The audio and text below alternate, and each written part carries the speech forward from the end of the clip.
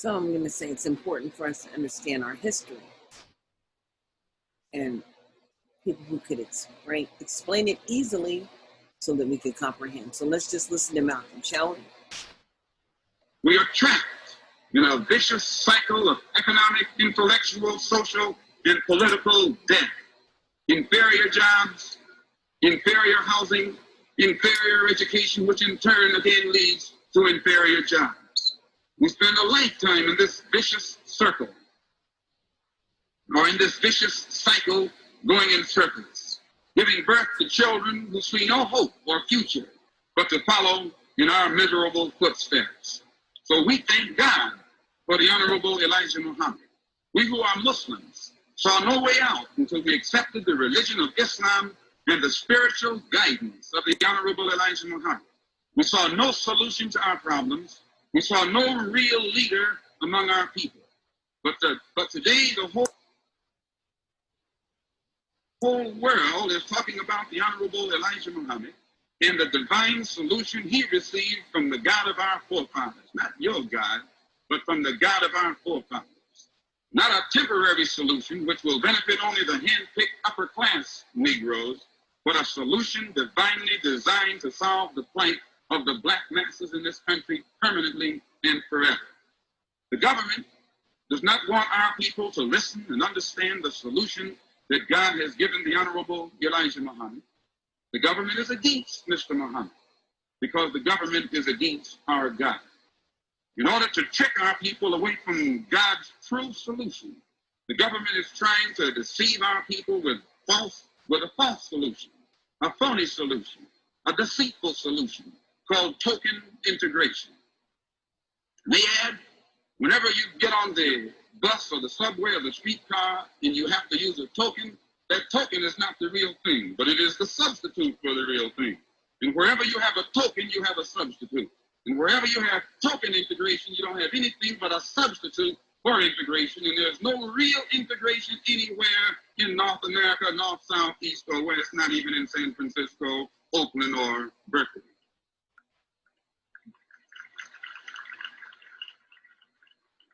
Has the government's efforts to bribe our people with token integration made our plight better, or has it made it worse?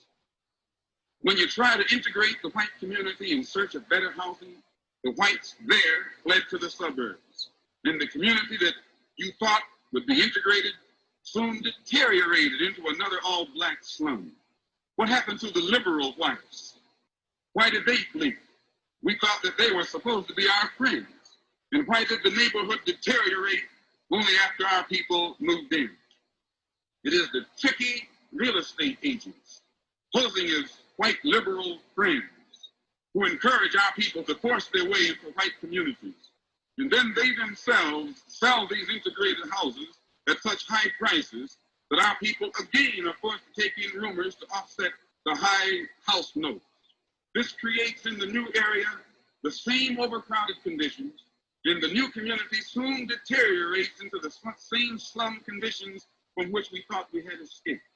The only one who has benefited is the white real estate agent who poses as our friend, as a liberal, who sells us the house in a community destined by his own greedy schemes to become nothing but a high-priced slum area.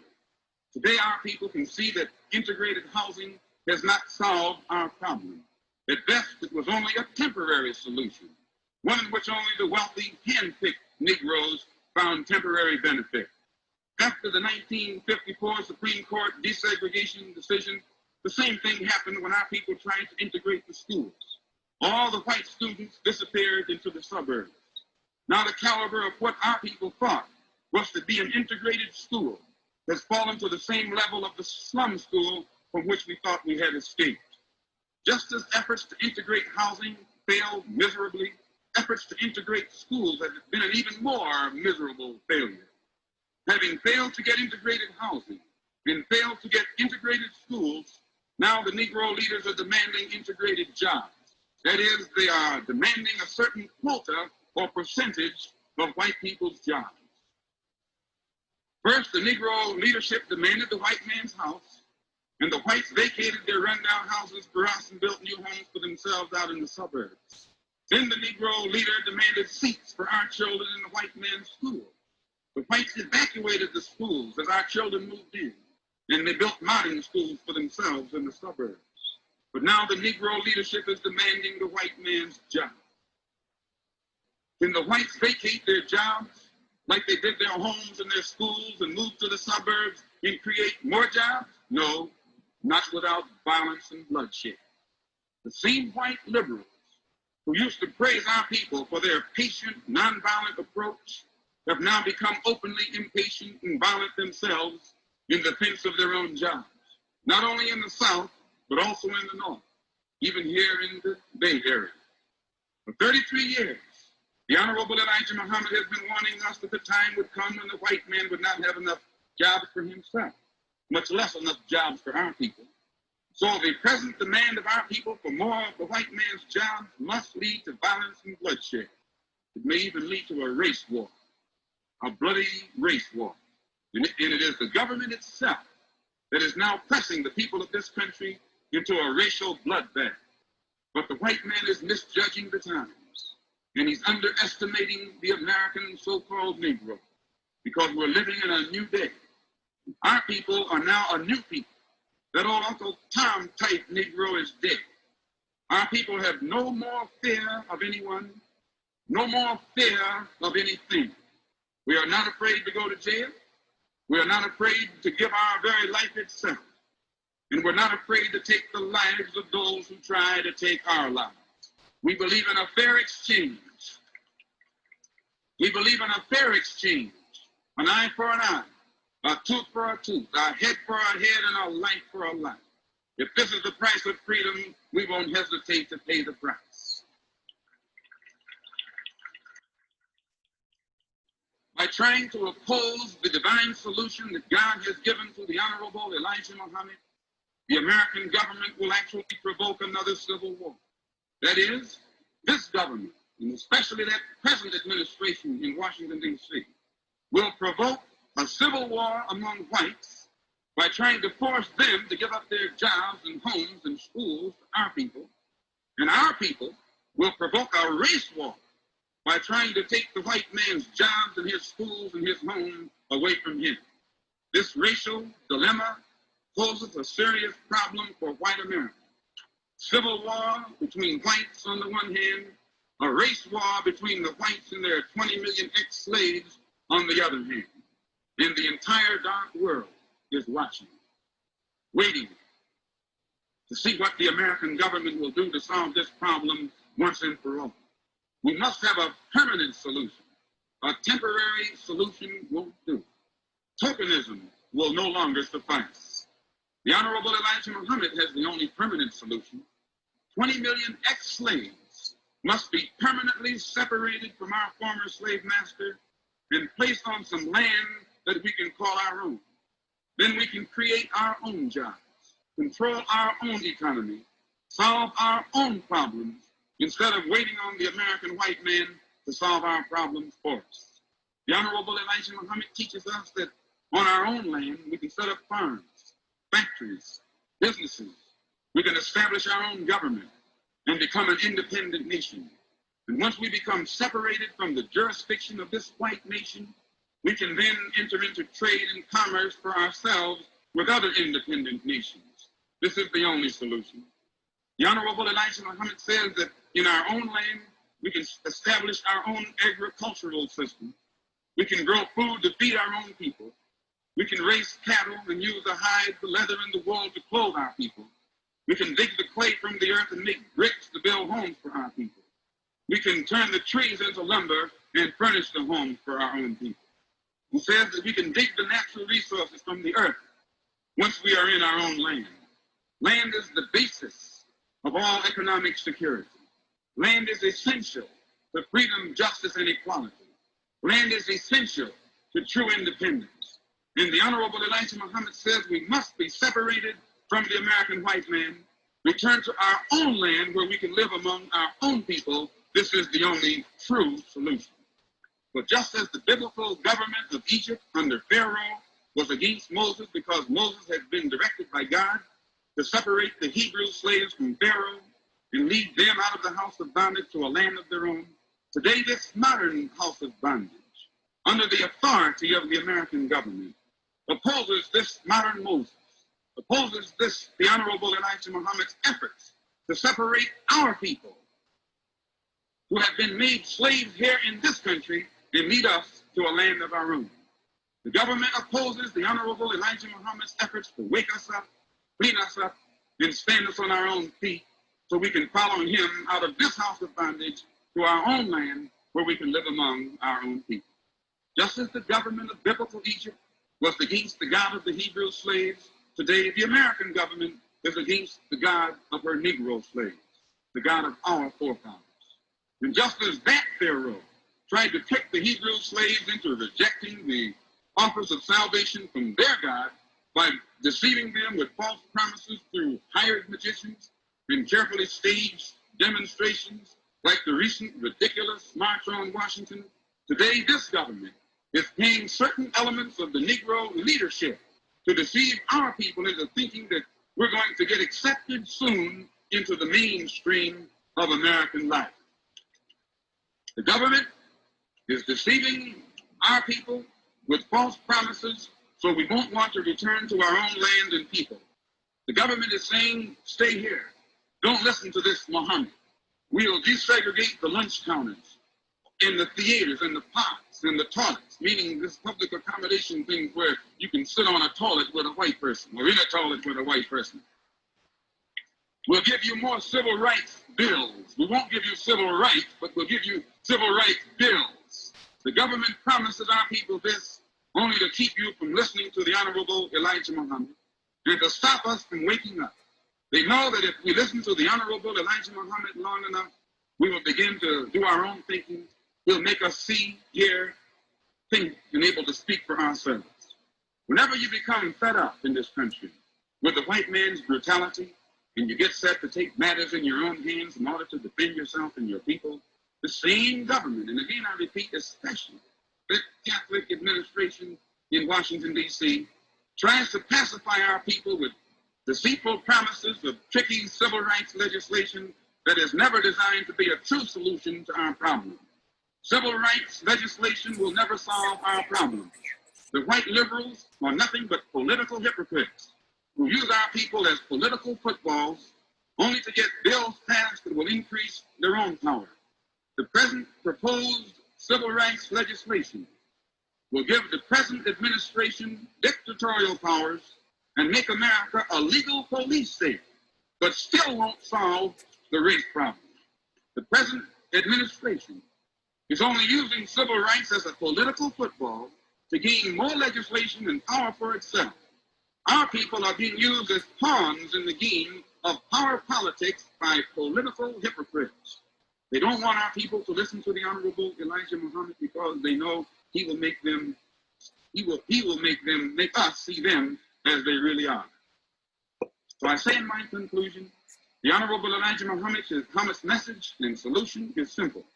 He says, since we are not wanted in this country, let's pack our bags and go back home to our own people, to our own land. The propaganda of the American government is skillfully designed to make our people think that our people back home don't want us. Government propagandists tell us constantly, Africa is a jungle. Africans are savage and backward. They have no modern conveniences. And you're too much like us white folks. How could you live comfortably back there? This propaganda is government strategy against the Honorable Elijah Muhammad, realizing that his mission is to teach our people the truth about our own kind, clean us up, and then return us to our own land and unite us with our own people. The American government turns us against our own kind in order to keep us from making a mass exodus out of this country where we can live at home among our own people. Therefore, the Honorable Elijah Muhammad says American propaganda is designed to make us think that no matter how much hell we catch here, we're still better off in America than we'd be anywhere else. They want us to think we have no place else to go. And many of our so-called intellectuals who pose as our leaders and spokesmen actually believe that we have no place else to go. So their solution to our problem is that we stay here and continue to catch hell from the American white man. But the only permanent solution is complete separation or some land of our own, in a country of our own. All other courses will lead to violence and bloodshed. It will lead to the destruction of America, and it will also lead to the destruction of our people who fall for it. So his message is, flee for your lives and save yourself, and I thank you. When you say force yourselves upon others, upon the white community, how exactly do you mean that? Well, any form of integration, forced integration, any effort to force integration upon whites is actually hypocritical. There's a form of hypocrisy involved. If a white man puts his arm around me voluntarily, that's brotherhood.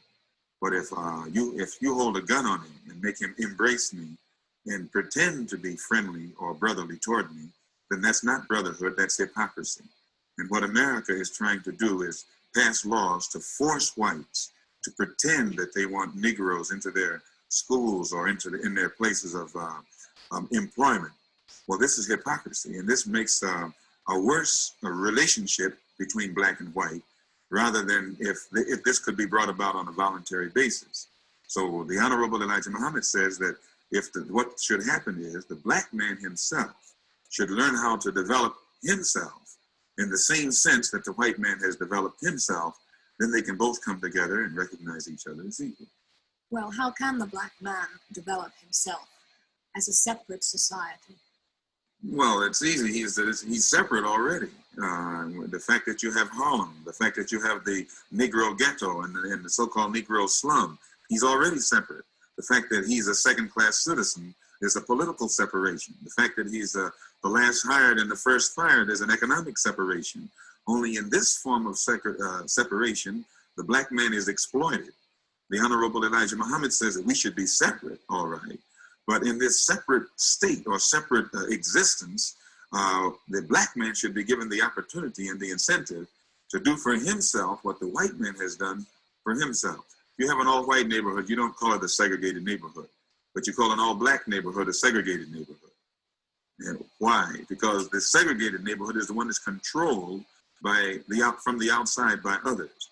But a separate neighborhood is a neighborhood that is independent, it's equal, it can stand on its own 2 feet, such as the white neighborhood. It's an independent, free neighborhood, free community. They're not trying to force themselves upon anyone, socially or otherwise. But the Negro neighborhood, which is inferior, is begging for a chance to integrate itself into that which is superior, which is not going to happen. It's going to cause trouble. Well, in other words, then you think the Negro has first to raise himself to a status of equality with the white community. Yes. Now, what happens, assuming that he can do that? Would you then be in favor of integration, let's say, in the schools or anyplace else? When you are equal with another person, the problem of integration doesn't even arise. It doesn't come up. The Chinese in this country aren't asking for integration. The Japanese aren't asking for integration. The only minority in America that's asking for integration is the so-called Negro, primarily because he is inferior, not inherently inferior, but he's economically, socially, politically inferior. And this exists because he has never tried to stand on his own 2 feet and do something for himself. He has filled the role of a beggar. Well, how can a minority group in this country, so-called, stand on its own 2 feet? Well, I can give you this example by explaining the difference between segregation and separation. Segregation is that which is forced upon an inferior by a superior. Separation is done voluntarily by 2 equals. If I have children and they live in my house, I care for them, they're dependent upon me. And their dependence upon me puts me in a position to regulate their lives, control their lives, tell them where to go, where they can't go. That's a form of segregation. But when those children become of age and they think they're equal with me, they leave my home. And when they leave my home and begin to set up a home for themselves, provide clothing, food, and shelter for themselves, that makes them independent of me. It puts them out of my jurisdiction. And the fact that they can do for themselves that which I have done for myself makes me have to recognize that they are equals with me. And now the Honorable Elijah Muhammad says that the black man in America for the past 400 years has been like a boy in the white man's house, begging the white man for a job, for food, clothing, and shelter. And then after the white man provides him with all of these things, he turns around and has the nerve to get angry at the white man when the white man tries to control his life. But how, from a practical point of view, can the Negro be self-sufficient? The Honorable Elijah Muhammad says, number one, he must have a knowledge of himself. And this gives him confidence in himself. He has been brainwashed by the educational system that exists here in America to the point where he feels he was a savage in the jungle when he was, before he was brought here. And this destroys his morale. So the number one thing that has to be done, he has to be retaught, he has to be re-educated and made to know that he's a man like anyone else. And then he can stand on his own 2 feet like others have done. I might add, the whites who came here only, say 50 years ago as immigrants have come into this country. They have set up businesses. They've developed these businesses into an industry. Some of them came here as poor immigrants, uneducated. And yet today they're economically independent. Now the black man here was so-called free by Lincoln 100 years ago. The black man in America has a purchasing power of $20 billion. Now, and he's educated. If the white man can come here uneducated and as an immigrant, and within 10 or 15 years set up an industry that provides job opportunities and educational opportunities for black people, then if the black man, the black leadership, who has access to all of this money and has all of these degrees today, can't use his talent and his know-how to set up business opportunities, job opportunities, housing opportunities for the black people, the same as the white leaders have done for white people, then these black leaders need to get off the boat. They're not leading our people toward any kind of independence, but they're using their positions and their education and their talent to exploit our people worse than the slave master did during slavery. Are you advocating a state within a state for the Negro community? Not a state within a state, but the Honorable Elijah Muhammad is saying that the black man, since the white man, has found it impossible to bring about integration, other than on a token basis, and which proves that the two of us, the ex-slave and the master, can't live in the same house as equals. And at the same time, then what Mr. Muhammad says is they should take their navy and their merchant fleet and ship us back where they got us. And that's not deportation, that's returning stolen property to its proper owner. Now, since the government doesn't want to do that, then they have already proven that they can't bring about peaceful relations on an integrated basis in this country. Give us some separate territory in this country where our people can go and do something for ourselves and provide us with everything that we need to keep that new territory going until we are self-sufficient. And this should not be too hard to understand that the government should do it, because if this government can send $20 billion to Latin America, to some peasants who have never fought for this country or worked for this country, and is sending hundreds of millions of dollars to Africa and Asia to try and buy friendship of people who will never be friendly toward them, then they should be even more quick to spend whatever amount of money is necessary to get inside of their house straight before it's too late. So we don't think that we're begging for anything. We think we're demanding what is ours by right. And all we're asking for is an opportunity to do something for ourselves rather than to sit around as a beggar, begging for jobs and begging for education for someone else for the rest of our lives. Well, many sociologists say that the reason why the Negro in the United States is, quote, inferior, unquote, if you want to use that expression, is because of what the white man has done with segregation. And they therefore see the answer to the dilemma to be in doing away with segregation and everything that this implies. Now, apparently your philosophy is the complete antithesis of this particular idea. Well, I don't know whether you would call it the antithesis. We're primarily interested in solving the problem of 20 million black people. And if integration is going to solve the problem tomorrow, then let's integrate. But since the Supreme Court issued its desegregation decision 7 years ago, and you only have about 6 or 7% integration now on an educational level, that means that the black man trying to use integration as a means of solving his problem will be another 100 years just getting that integration on an educational level. And what the white man in America needs to realize is there's a new thinking among black people today, which makes them not willing to sit around and wait for 5 years to get this problem solved, much less 100 years. And since integration is so slow, and the white man knows that the problem must be solved, the only thing that he can do tomorrow is separate, because we're already separated. Mr. Malcolm, what do you think of Martin Luther King? I think that any black man who teaches black people to turn the other cheek and suffer peacefully after they've been turning the cheek and suffering peacefully for 400 years in a land of bondage under the most cruel, inhuman, and wicked slave master that any people have ever been under. He is doing those people an injustice, and he's a traitor to his own people. Nobody should teach the black man in America to turn the other cheek unless someone is teaching the white man in America to turn the other cheek. And no one should advocate any peaceful suffering to black people unless the white man is going to practice the same kind of peaceful suffering. What Martin Luther King is doing is disarming the black people of America of their God-given right and of their natural right. And the law of nature gives a man the right to defend himself when he's attacked. And God's law itself gives a man the right to defend himself when he's attacked. So peaceful suffering and passive resistance and all of that stuff is all right maybe in India somewhere, where the people in India outnumber the whites about a million to one. But here in America, when you tell, that's like an elephant sitting down on a mouse in India with Gandhi. But in America, you have the mouse now trying to sit down on the elephant, thinking that he's going somewhere, and it's absurd. Don't you think that perhaps the idea of nonviolent resistance is a tactic which disarms the white community as much, if not more, than it does the Negro? No, you don't disarm any white community with any by confining yourself to any particular method. If you want freedom, then you should get freedom, like Patrick Henry said, by whatever method is necessary. If you are not willing to pay the price for freedom, you don't deserve freedom. Oh, I'm sorry, I didn't want to interrupt you. No, that's all right. Yeah. Well, it seems to me that actually the basis of distinction here is the distinction of goals.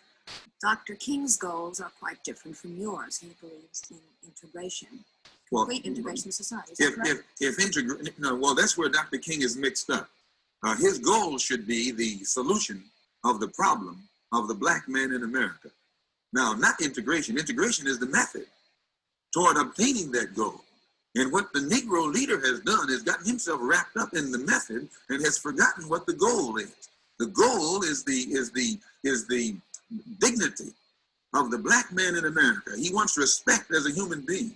He wants recognition as a human being. Now, if integration will get him that, all right.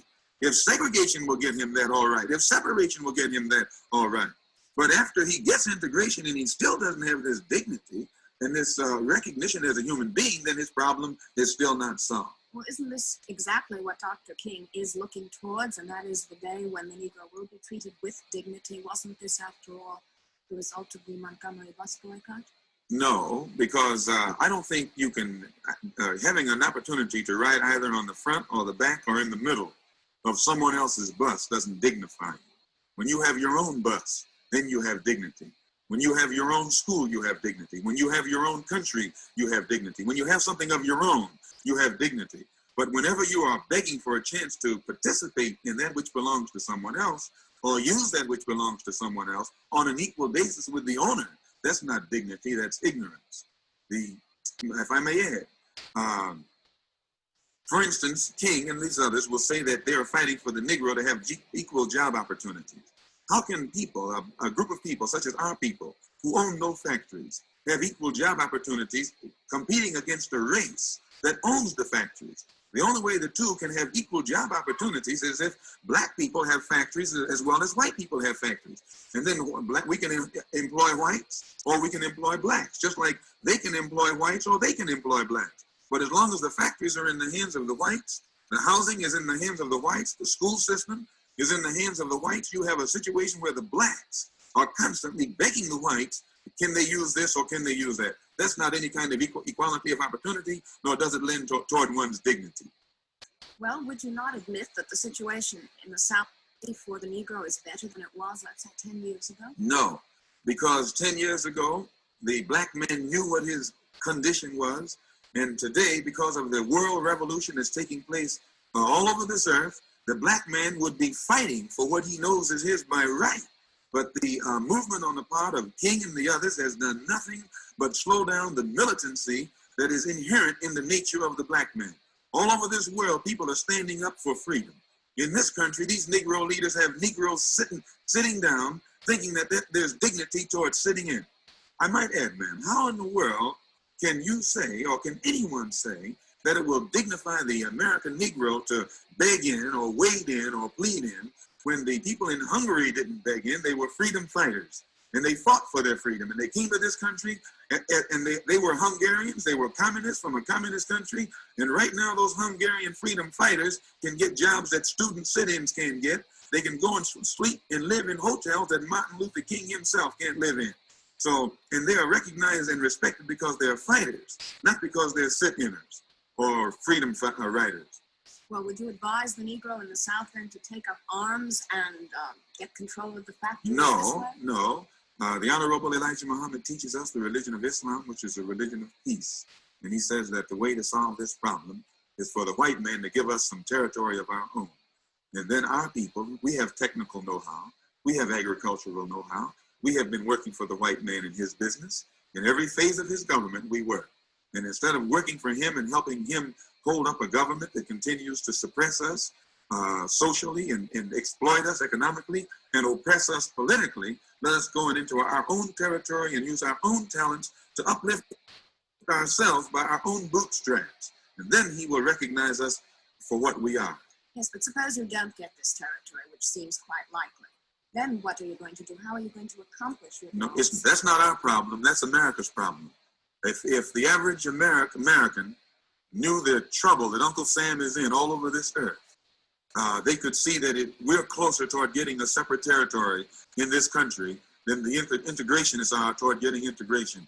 You have a race problem that must be solved, or else you will alienate every non-white person on this earth within the next few years or within the next few months. Uncle Sam right now is forcing integration only because he's trying to impress the people abroad that he's morally qualified to be the leader of the world.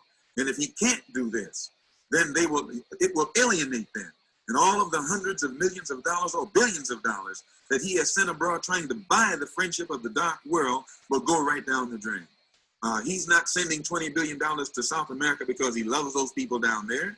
He's sending it to them because he needs their friendship. He needs their allegiance.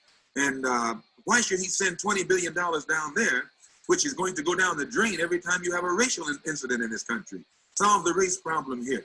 And once you solve the race problem here, you don't have to send these billions of dollars abroad. Mr. Malcolm, how many adherents does your movement have about? I've never heard the Honorable Elijah Muhammad say how many there are, but I think as an intelligent person, you would agree that when you are teaching among oppressed people that they should be relieved of their oppression, not 100 years or 10 years from now, but right now, you're going to find your talk is going to fall upon sympathetic ears. Then you feel that you have many more supporters than, let's say, figures that once we put you in the New York Times would indicate. The main part of the tree is the root, and the root is always beneath the ground. It never is brought out into the light. Would you say then that the average Negro, particularly in the South, who we are told follows and believes in Dr. King's philosophy, really does not believe in this philosophy, at least deep down in his heart, and would be just as willing to follow you? Well, all you have to do is go back to slavery days, and there were two types of slave, the house slave and the field slave. The house slave was the one who believed in the master, who had confidence in the master, and usually was very friendly with the master. And usually he was also used by the master to try and keep the other slaves pacified. And the other slaves in the field never let that house slave know what they were really thinking. If the house slave said, well, one of these days all of us will live in the plantation, they said, They went along with it. But if you came up to them and said, let's go, they would be gone just like that. And in America, you have the same situation now. You have the vast masses who are still slaves. Then you have the upper class Negroes who are the modern day Uncle Toms or the 20th century Uncle Tom. They don't wear a handkerchief anymore. They wear top hats. They're called doctor. They're called reverend, but they play the same role today that Uncle Tom played on the plantation. Are you likening Dr. King to the house slave of slavery days? If you read the story of slavery and see the part that the Uncle Tom played in the plantation, and then you see how the white man today has changed his tactics, but he still occupies the same position. In that same context, you find Uncle Tom. He has changed his tactics, but he still occupies the same position. His job is to pacify the slave, keep them willing to suffer peacefully, keep them willing to love their enemy, and to pray for those who use them despitefully. That's the same thing that Uncle Tom did on the plantation before Lincoln issued the so-called Emancipation Proclamation. And do you think that's what King is doing today? Well, if he fills that role, he fills that role. I don't know. I have no thinking on the matter. But he's teaching the black people to suffer peacefully, patiently, until the white man makes up his mind that you're a human being the same as he. But the Honorable Elijah Muhammad is teaching the black man, you're a human being right now. All you have to do is dignify yourself. You don't have to wait for any white man to recognize you. Recognize yourself. Love each other. Practice harmony and brotherhood among your own kind. Do something for yourself, and then you will be recognized by the entire world as a man who has done for himself what others have done for themselves. Do you think that Dr. King is sincere in what he's saying and doing, or do you think perhaps he's being rather opportunistic in his own way, but his way just happens to be wrong? He's wrong, and I'm inclined to believe that most Negro leaders, professional Negroes, are professional Negroes. Being a Negro is their profession, and being a leader is their profession. And usually they say exactly what the white man wants to hear them say. They never let the white man know exactly what black people are thinking, period. And most of them whose existence or whose position of leadership depends upon the subsidy or crumbs, the crumbs from the white man's table, will only say what that white man wants to hear. When they get behind the door, they talk a different language. And I think that they do the white man more harm and do America more harm than the Muslims do, who let the white man know exactly what we think and what black people think in general. Is there any leadership in the Negro community outside that of the Black Muslim movement which you would approve of? Whoever is standing up, telling the white man that his position is unjust and that the black people should not have to wait for any Supreme Court, Congress, or Senate to legislate, or even the president to issue any kind of a proclamation to better the condition of our people. If a Negro leader is standing up making that point clear, then he's all right with us. But as long as he's making the white man think that our people are satisfied to sit in his house and wait for him to correct these conditions, he is misrepresenting the thinking of the black masses, and he's doing the white man a disservice because he's making the white man be more complacent than he would be if he knew the dangerous situation that's building up right inside his own house. A cat that's inside of your house that is angry and dissatisfied and hostile is more dangerous to you than a full-grown lion is on the outside. Well, you're now getting back to the philosophical point you made there about acceptance. This is one of the arguments that the white community down south gives to the Negroes who claim that they want certain rights. That it's fine to go to schools and to even sit at lunch counters together. But this question of social equality and social acceptance actually is something else again. The whites don't want it, and you don't want it. Now, where's the difference? Actually, aren't you taking their position in reverse? Don't say the whites down south. Whites up north. There's no difference between whites in the south and whites in the north. Only the whites in the south aren't hypocritical about it. You don't find any more there is just as much social intermixing in the south as between the races as there is in the north. Only in the south, they let you know where they stand, and in the north, they take a hypocritical approach or attitude or reaction.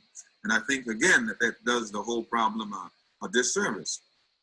It's not a case of our wanting to mix socially with whites. And when and the whites are right in the South when they say that getting a cup of coffee in a restaurant is not going to solve, is all right. But it's not all right for the black man. What does a black man look like begging for a cup of coffee in a white restaurant and doesn't have a job to back up to pay for it when he does get the coffee? It's putting the cart before the horse. Instead of the Negro leaders having the black man begging for a chance to dine in white restaurants, the Negro leader should be showing the black man how to do something to strengthen his own economy, to give himself an independent economy, or to provide job opportunities for himself. Not begging for a cup of coffee in a white man's restaurant.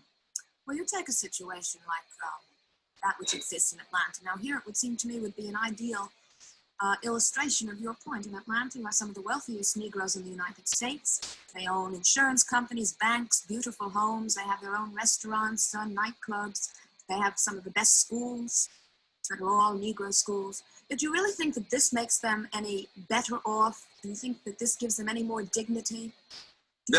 I mean, isn't this the goal towards which you're reaching? Yes, this is the goal in part. But not only do we want our own community, we want our own land, period. Same as the Jews were never satisfied until they had Israel. They wanted a country that they could point toward and a flag that they could point toward. This doesn't mean that they even went to Israel, but this gave them prestige. It gave them dignity. It gave them something to back them up. And the black man in America's position is parallel with that of the Jews, especially when the Jews were in bondage under Pharaoh. And at no time did Moses in the Bible ever try and integrate the Hebrews into the Egyptian society or accept any hypocritical offers made by the slave master of that day. Moses taught complete separation and a land of their own flowing with milk and honey. He didn't teach them anything about any heaven up in the sky, but the only thing that would solve their problem is a land of their own. And the black man in America is the same as the Jews were in bondage under Pharaoh. We're strangers in a land that is not ours. We are rejected by this type of modern Pharaoh or Pharaonic society. And the only way that we're going to solve our problem is to do the same thing today that the Hebrews did under Pharaoh. Strike out for ourselves into a land of our own where we can build a tabernacle to our own God like the Hebrews did back there. But as long as we sit around here trying to pray to the white man's God and go to the white man's church and into the white man's school, we'll be brainwashed by the white man's educational system, and we'll continue to look down upon ourselves, and we'll continue to be a beggar to him because we'll continue to think that he's superior to us. The political philosophy of black nationalism only means that the black man should control the politics and the politicians in his own community. The time when white people can come in our community. You see, that's so true.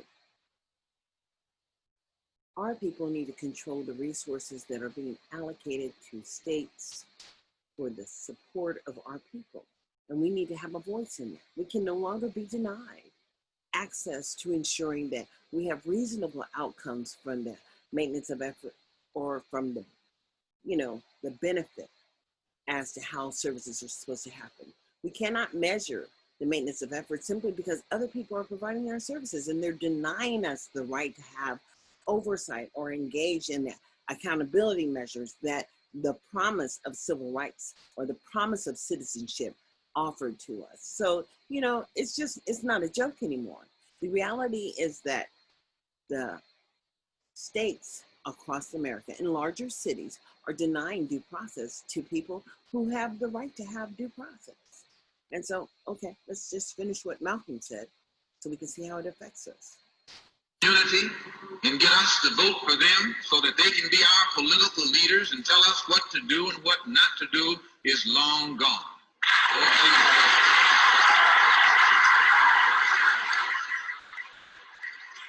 By the same token, the time when that same white man, knowing that your eyes are too far open, can send another Negro into the community, get you and me to support him so he can use him to lead us astray, those days are long gone.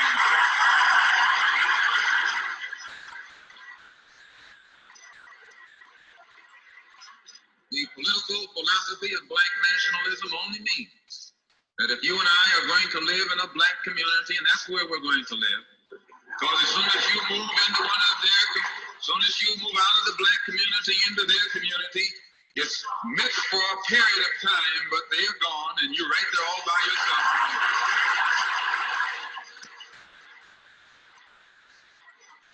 We must understand the politics of our community. And we must know what politics is supposed to produce. We must know what part politics play in our lives. And until we become politically mature, we will always be misled, led astray, or deceived or maneuvered into supporting someone politically who doesn't have the good of our community at heart. So the political philosophy of black nationalism only means that we will have to carry on a political program of re-education to open our people's eyes, make us become more politically conscious, politically mature. And then we will, whenever we get ready to cast our ballot, that ballot will be cast for a man of the community who has the good of the community at heart.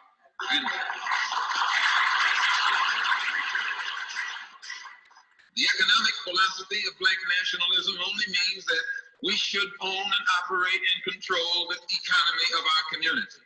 You would never find, you can't open up a black store in a white community. White man won't even patronize you. And he's not wrong. He got sense enough to look out for himself. And you don't have sense enough to look out for yourself.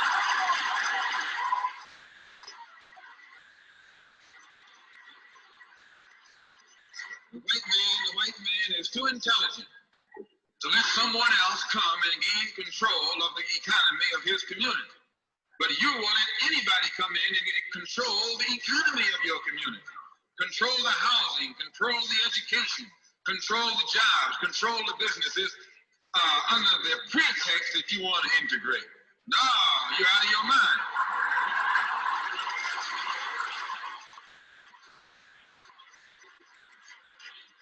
The economic philosophy of black nationalism only means that we have to become involved in a program of re-education to educate our people into the importance of knowing that when you spend your dollar out of the community in which you live, the community in which you spend your money becomes richer and richer.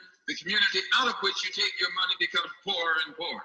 And because these Negroes who have been misled and misguided are breaking their necks to take their money and spend it with the man is becoming richer and richer, and you're becoming poorer and poorer. And then what happens? The community in which you live becomes a slum. It becomes a ghetto. The conditions become run down. And then you have the audacity to complain about poor housing in a rundown community. Why, you run it down yourself when you take it down.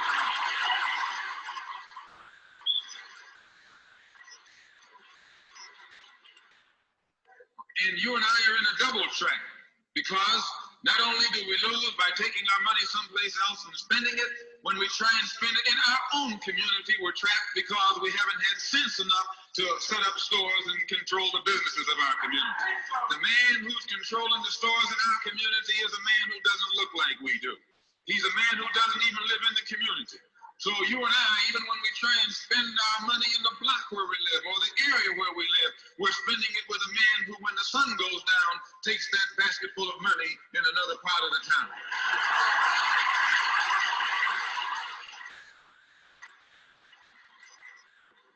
So we're trapped, double trapped, triple trapped. Anywhere we go, we find that we're trapped. And every kind of solution that someone comes up with is just another trap. But the political and economic philosophy of black nationalism, the economic philosophy of black nationalism shows our people the importance of setting up these little stores and developing them and expanding them into larger operations. Woolworth didn't start out big like they are today. They started out with a dime store and expanded and expanded and then expanded until today they're all over the country and all over the world, and they're getting some of everybody's money. Now, this is what you and I in General Motors, the same way, didn't start out like it is. It started out just a little rat race type operation. And it expanded and expanded until today is where it is right now. And you and I have to make a start. And the best place to start is right in the community where we live.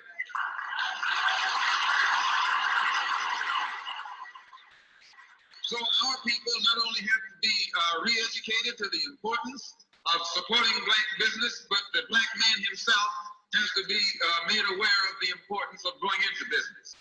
And once you and I go into business, we own and operate at least the businesses in our community. What we will be doing is developing a situation wherein we will actually be able to create employment for the people in the community.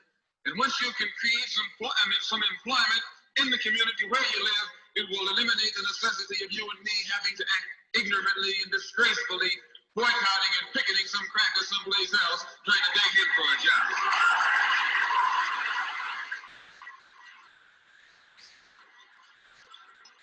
Anytime you have to rely upon your enemy for a job, you're in bad shape. He is your enemy. Anytime, you wouldn't be in this country if some enemy hadn't kidnapped you and brought you here.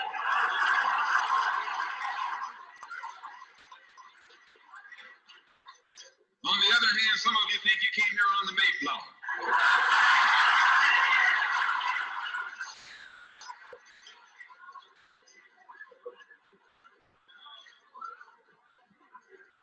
So as you can see, brothers and sisters, today, this afternoon, it's not our intention to discuss religion. We're going to forget religion. If we bring up religion, we'll be in an argument. And the best way to keep away from arguments and differences, as I said earlier, put your religion at home, in the closet. Keep it between you and your God. Because if it hasn't done anything more for you than it has, you need to forget it anyway.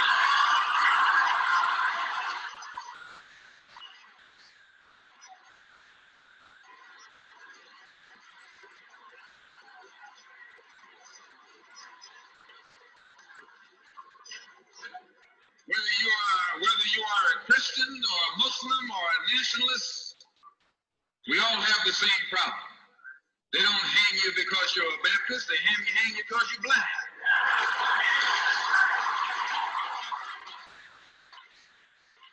They don't attack me because I'm a Muslim, they attack me because I'm black. They attack all of us for the same reason. All of us catch hell from the same enemy. We're all in the same bag, in the same boat. We suffer political oppression, economic exploitation, and social degradation. All of them from the same enemy. The government has failed us. You can't deny that. Anytime you live in the 20th century, 1964, and you walking around here singing, "We shall overcome," the government has failed.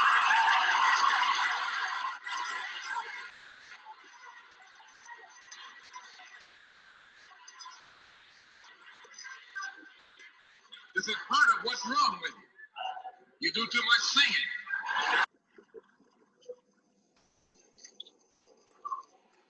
Today is time to stop singing and start swinging.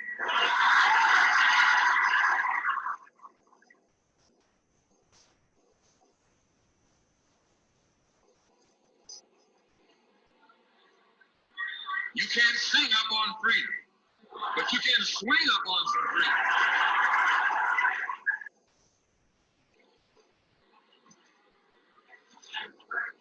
Cassius Clay can sing, but singing didn't help him to become the heavyweight champion of the world. Swinging helped him.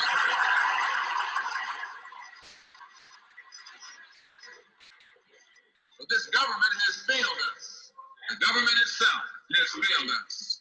And the white liberals who have been posing as our friends have failed us. And once we see that all these other sources to which we turn have failed, we stop turning to them and turn to ourselves. We need a self-help program. A do-it-yourself philosophy. A do-it-right-now philosophy. It's already too late philosophy. This is what you and I need to get with. And the only way we're going to solve our problem is with a self-help program. Before we can get a self-help program started, we have to have a self-help philosophy. Black nationalism is a self-help philosophy. What's so good about it, you can stay right in the church where you are and still take black nationalism as your philosophy. You can stay in any kind of civic organization that you belong to and still take black nationalism as your philosophy. You can be an atheist and still take black nationalism as your philosophy. This is a philosophy that eliminates the necessity for division and argument. Because if you're black, you should be thinking black. And if you're black and you're not thinking black at this late date, well, I'm sorry for you.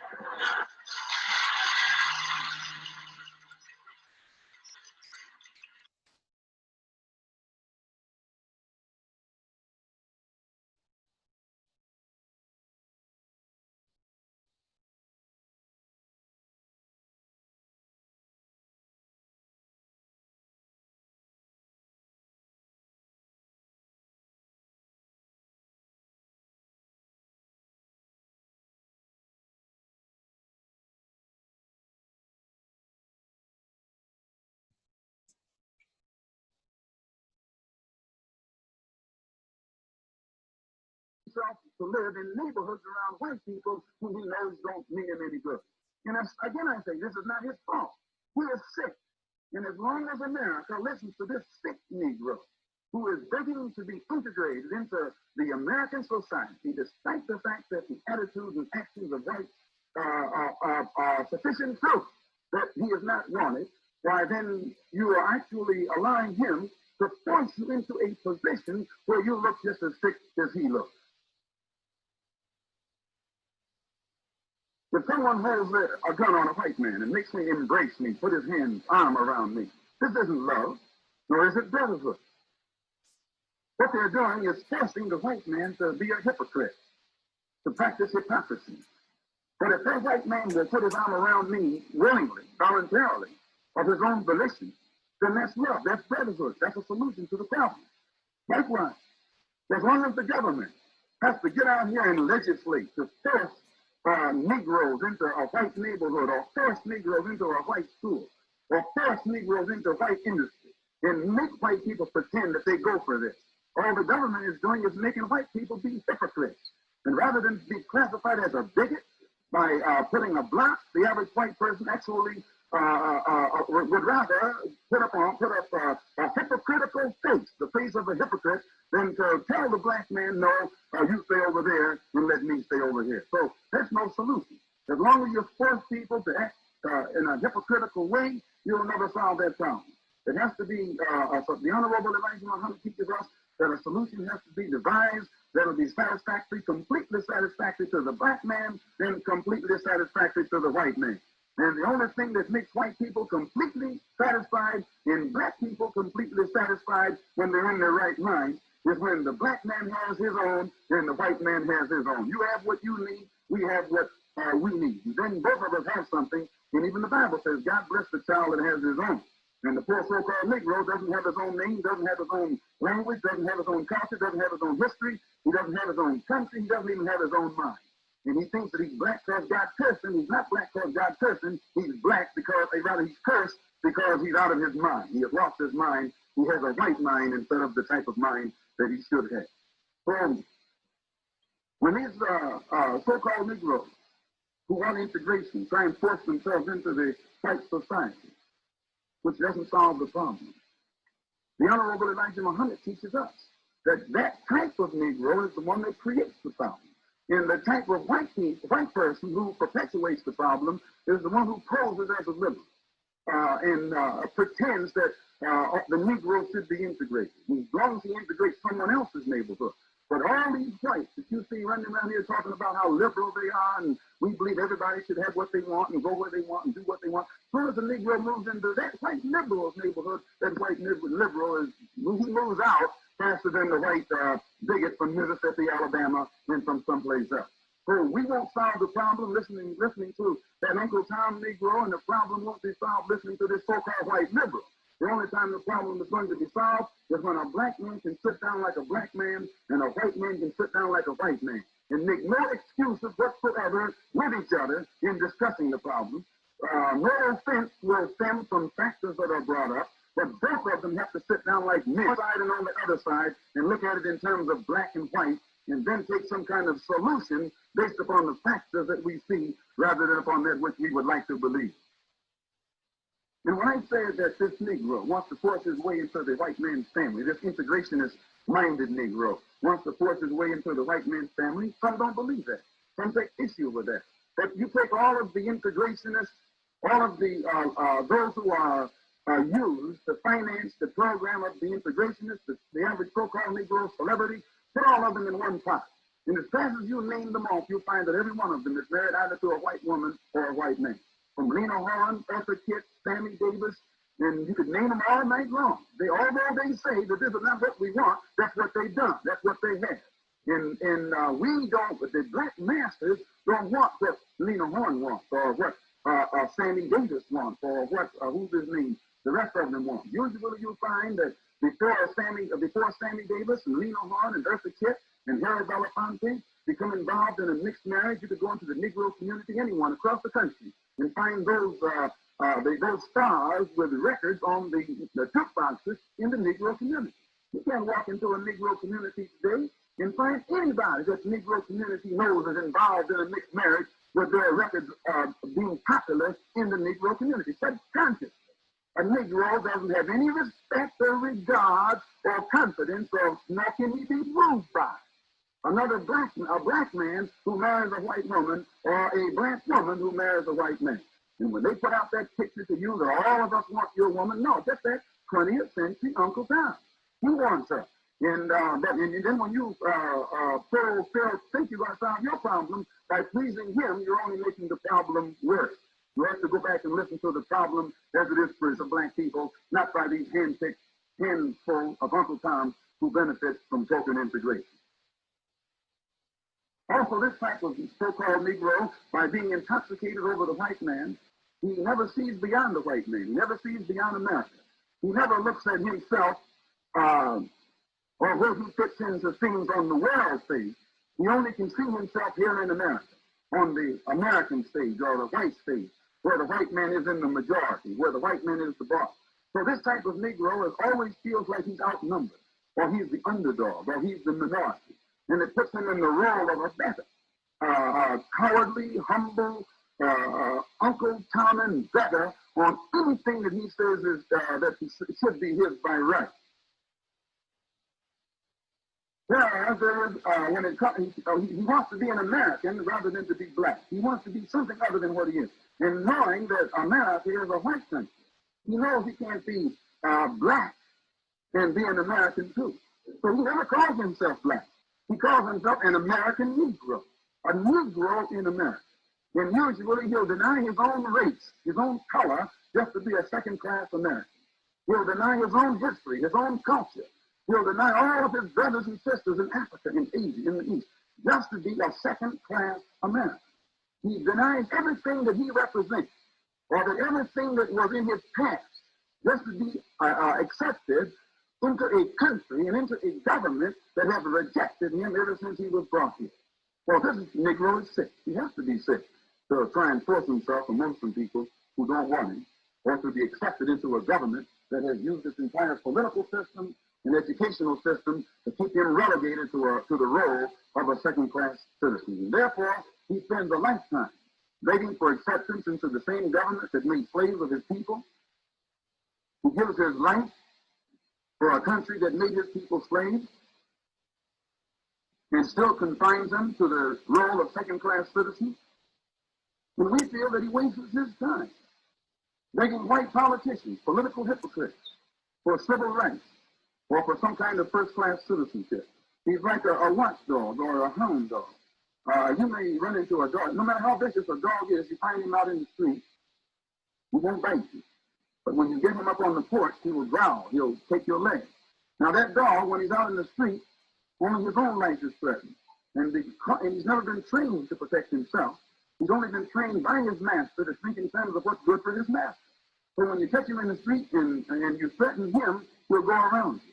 But when you come up through the gate when he's sitting on the master's porch, then he'll bear his fangs and get ready to bite you. Not because you're threatening him, but because you're threatening his master, who has trained him not to protect himself, but to protect the property of the master. And this type of 20th century Uncle Tom is the same way. He'll never attack you, but he'll attack me. I can run into him out in the street and blast you. He won't say a word. But if I look like I'm about to blast you in here, he'll open up his mouth and put up a better defense for you than you can put up for yourself. Because he hasn't been trained to defend himself. He has only been trained to open up his mouth in defense of his master. He hasn't been educated, he's been trained. When a man is educated, he can think for himself and defend himself and speak for himself. But this 20th century Uncle Tom Negro never opens up his mouth in defense of a black man.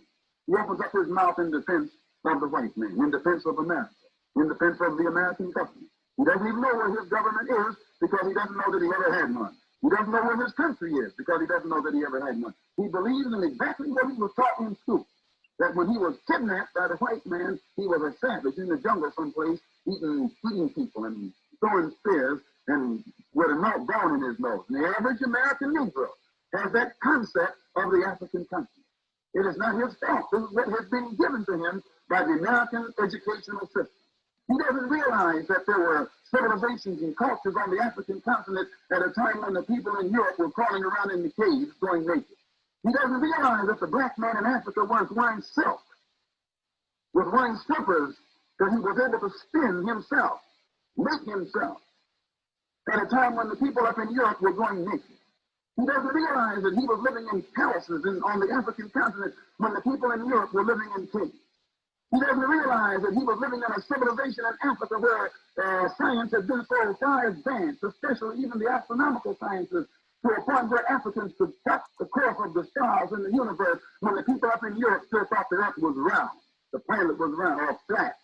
He doesn't realize the advancement and the high state of his own culture that he was living in before he was kidnapped and brought to this country by the white man. He knows nothing about that. He knows nothing about the ancient Egyptian civilization on the African continent, or the ancient Carthaginian civilization on the African continent, or the ancient civilizations of Mali on the African continent. Civilizations that were highly developed and produced scientists. Timbuktu, the center of the Mali Empire, was the center of learning at a time when the people up in Europe didn't even know what a book was. He doesn't know this because he hasn't been taught. And because he doesn't know this, when you mention Africa to him, well, he thinks you're talking about a jungle. And I went to Africa in 1959 and didn't see any jungle and didn't see any mud huts until I got back to Harlem in New York City.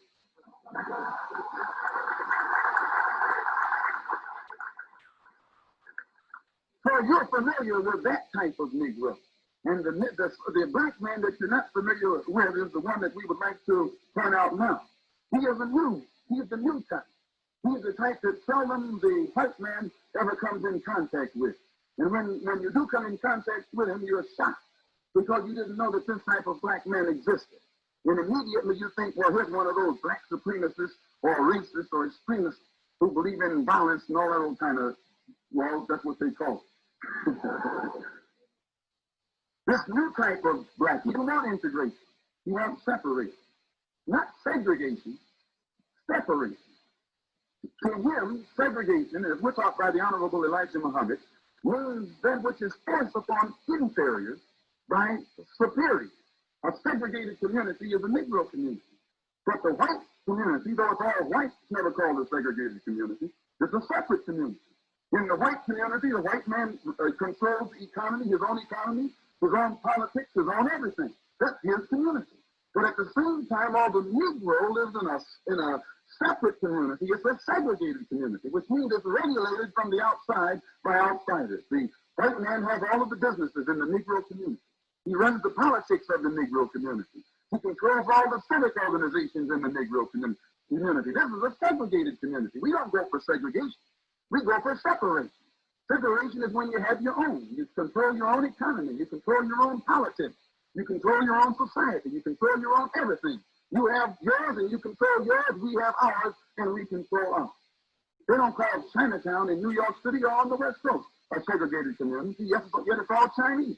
But the Chinese control it. Chinese voluntarily live there. They control it. They run it. They have their own schools. They control their own politics, control their own industry. And they don't feel like they're being made inferior because they have to live to themselves.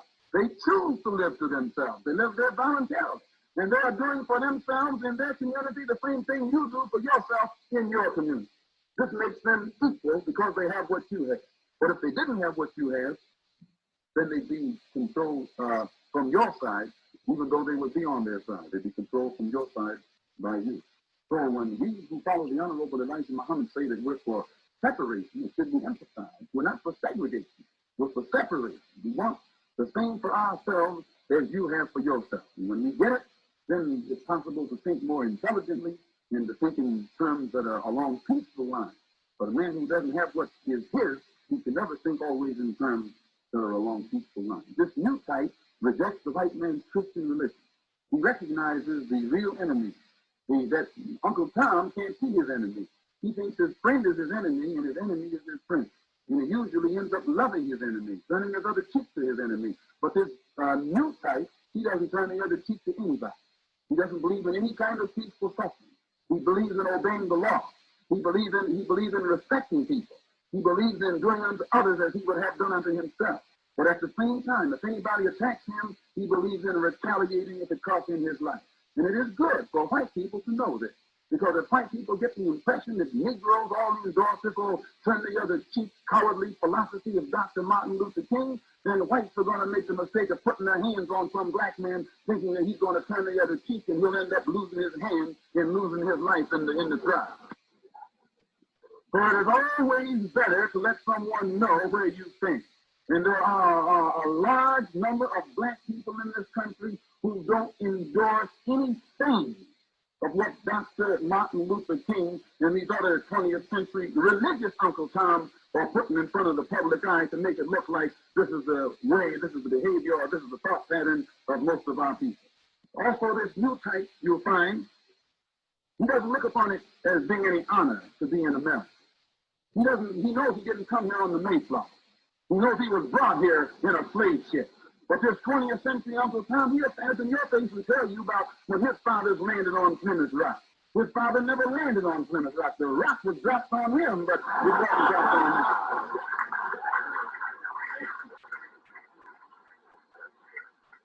So this type doesn't make any apology for being in America, nor does he make any apology for the problem his presence in America presents for Uncle Sam. He knows he was brought here in chains. He knows he was brought here against his will.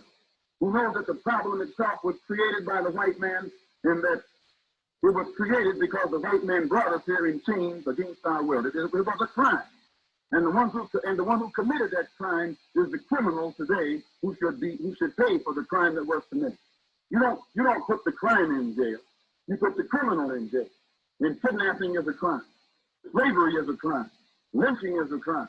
And the presence of 20 million black people in America against their will is a living witness or living testimony of the crime that Uncle Sam committed. Your forefathers committed when our people were brought here in chains. And the reason the problem can't be solved today is to try and dress it up and doctor it up and make it look like a favor was done to the black man by having brought the black man here. But when you realize that it was a crime that was committed, then you approach the solution to that problem in a different light, and then you can probably solve it. And as long as you think Negroes are running around here of the opinion that you're doing them a favor by letting them have some of this and letting them have some of that, then naturally, every time you give a little bit more justice or freedom to the black man, you stick out your chest and say, see, we're solving the problem. You're not doing the black man any favor. If you stick a knife in my back, if you pull it in 9 inches and pull it out 6 inches, you haven't done me any favor. If you pull it all the way out, you haven't done me any favor. You know, and this is what you have to realize. If you put a man in jail against his will, illegally, he's not guilty, you frame him up. And then because he resents what you've done to him, you put him in solitary confinement to break his spirit. After his spirit is broken, you let him out a little bit and give him the general run of the prison, you haven't done him any favor. If you let him out of prison completely, you haven't done him any favor because you put him in there unjustly and illegally in the first place. Now you have 20 million black people in this country who were brought here and put in a political, economic, and mental prison. This was done by Uncle Sam. And today you don't realize what a crime your forefathers had committed. And you think that when you open the door a few cracks and give this little integration of intoxicated Negro a chance to run around in the prison yard, that's all he's doing, that you're doing him a favor. That as long as he has to look up to someone who doesn't represent him and who doesn't speak for him, that person only represents the warden, it doesn't represent some kind of president or mayor or governor or senator or congressman or anything else.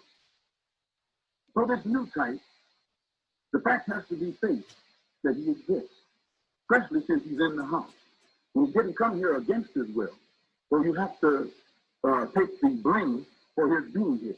And once you take the blame, then it's more easier for you to approach the problem more sensibly and try and get a solution. And the solution can never be based upon hypocrisy. The Honorable Elijah Muhammad says that this solution has to be based upon reality.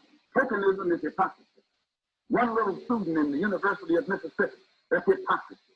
A handful of students in Little Rock, Arkansas, is hypocrisy. A couple of students going to school in Georgia is hypocrisy. Integration in America is hypocrisy in the rawest form, and the whole world can see it. All this little tokenism that is dangled in front of the Negro, and then he says, see what we're doing for you, Tom. Why, the whole world can see that this is nothing but hypocrisy, and all you do is make your image worse. You don't make it better. So again, this new type, as I say, he rejects the white man's Christian religion. You find in large numbers they're turning toward the religion of Islam. They're becoming Muslim, believing in one God whose proper name is Allah, and Muhammad as his apostle, and turning toward Mecca praying 5 times a day, fasting, doing Ramadan and all of the other principles that are laid out by the religion of Islam. He's becoming a Muslim. And just as I think it was Dr. Billy Graham who made a crusade to Africa and came back and said that Islam is sweeping through Africa, outnumbering Christianity in converts 11-1, which means every time one African becomes a Christian, 11 of them become a Muslim. And then that one who became a Christian, he forgets it and goes on to be a Muslim too. And Bishop Pike pointed out the same thing in Look magazine in December 1960, and Time magazine. Heaven forbid that I should mention that magazine, but Time magazine, many different ways to understand politics. Number one, we're not a political group. We're not politically inclined and motivated, nor are politically in any way connected with the Honorable Elijah Muhammad.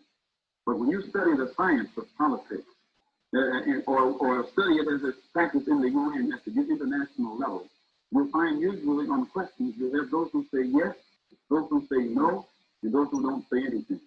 Those who don't say anything usually are the neutralists. And by abstaining, they have just as much political power, if not more so, than those who take an active part in all situations. Where the Negro in America is concerned, he's been without the ballot so long. Today, when he gets the ballot, he's ballot happy. He's like a man to whom you give a gun, he just starts shooting to let everybody know he's got a gun. He doesn't aim at anything.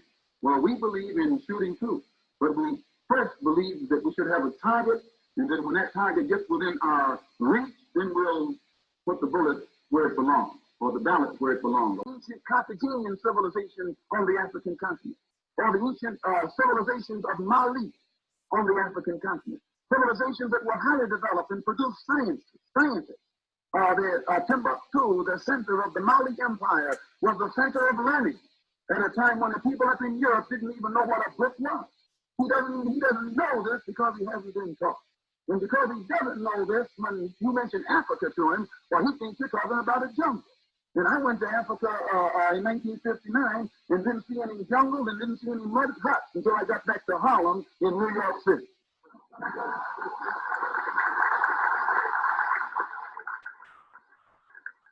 So you're familiar with that type of Negro. And the black man that you're not familiar with is the one that we would like to point out now. He is the new type. He's the type that seldom the white man ever comes in contact with. And when you do come in contact with him, you're shocked because you didn't know that this type of black man existed.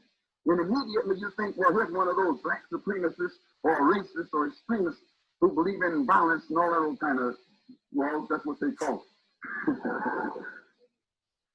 This new type of black, you want integration, you want separation, not segregation, separation. To him, segregation, as we're taught by the Honorable Elijah Muhammad, means that which is forced upon inferiors by superiors. A segregated community is a Negro community. But the white community, though it's all white, it's never called a segregated community. It's a separate community. In the white community, the white man controls the economy, his own politics, his own everything. That's his community. But at the same time, all the Negro lives in a separate community. It's a segregated community, which means it's regulated from the outside by outsiders. The white man has all of the businesses in the Negro community. He runs the politics of the Negro community. He controls all the civic organizations in the Negro community. This is a segregated community. We don't go for segregation. We go for separation.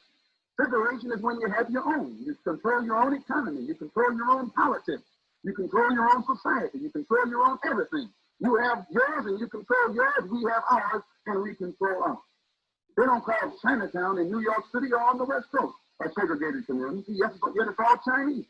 But the Chinese control it. Chinese voluntarily live there. They control it. They run it. They have their own schools. They control their own politics, control their own industry. And they don't feel like they're being made inferior because they have to live to themselves.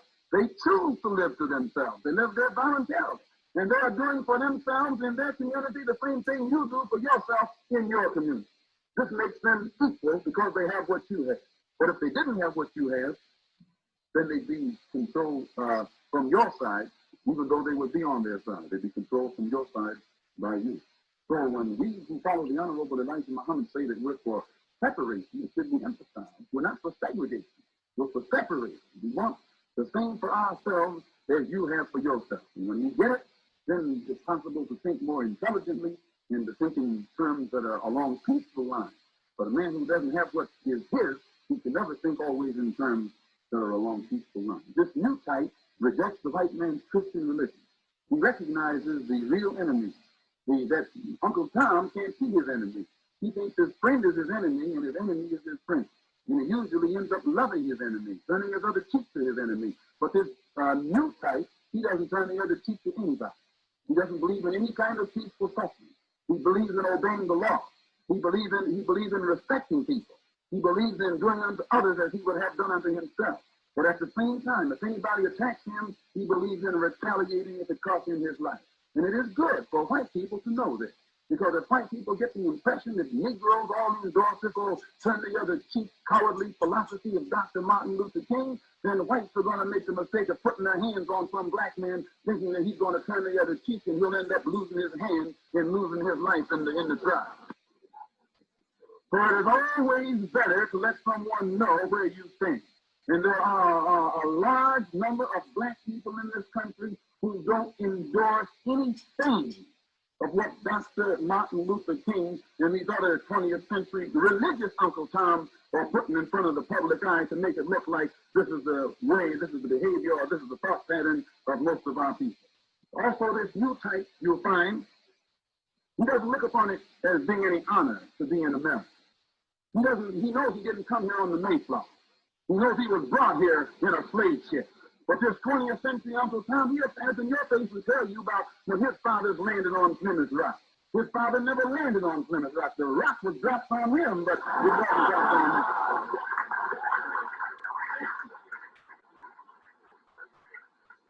So this type doesn't make any apology for being in America, nor does he make any apology for the problem his presence in America presents for Uncle Sam. He knows he was brought here in chains. He knows he was brought here against his will.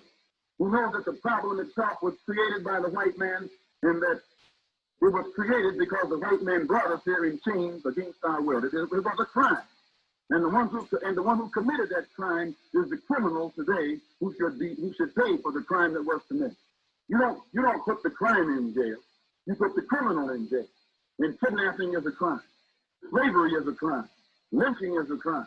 And the presence of 20 million black people in America against their will is a living witness or living testimony of the crime that Uncle Sam committed. Your forefathers committed when our people were brought here in chains.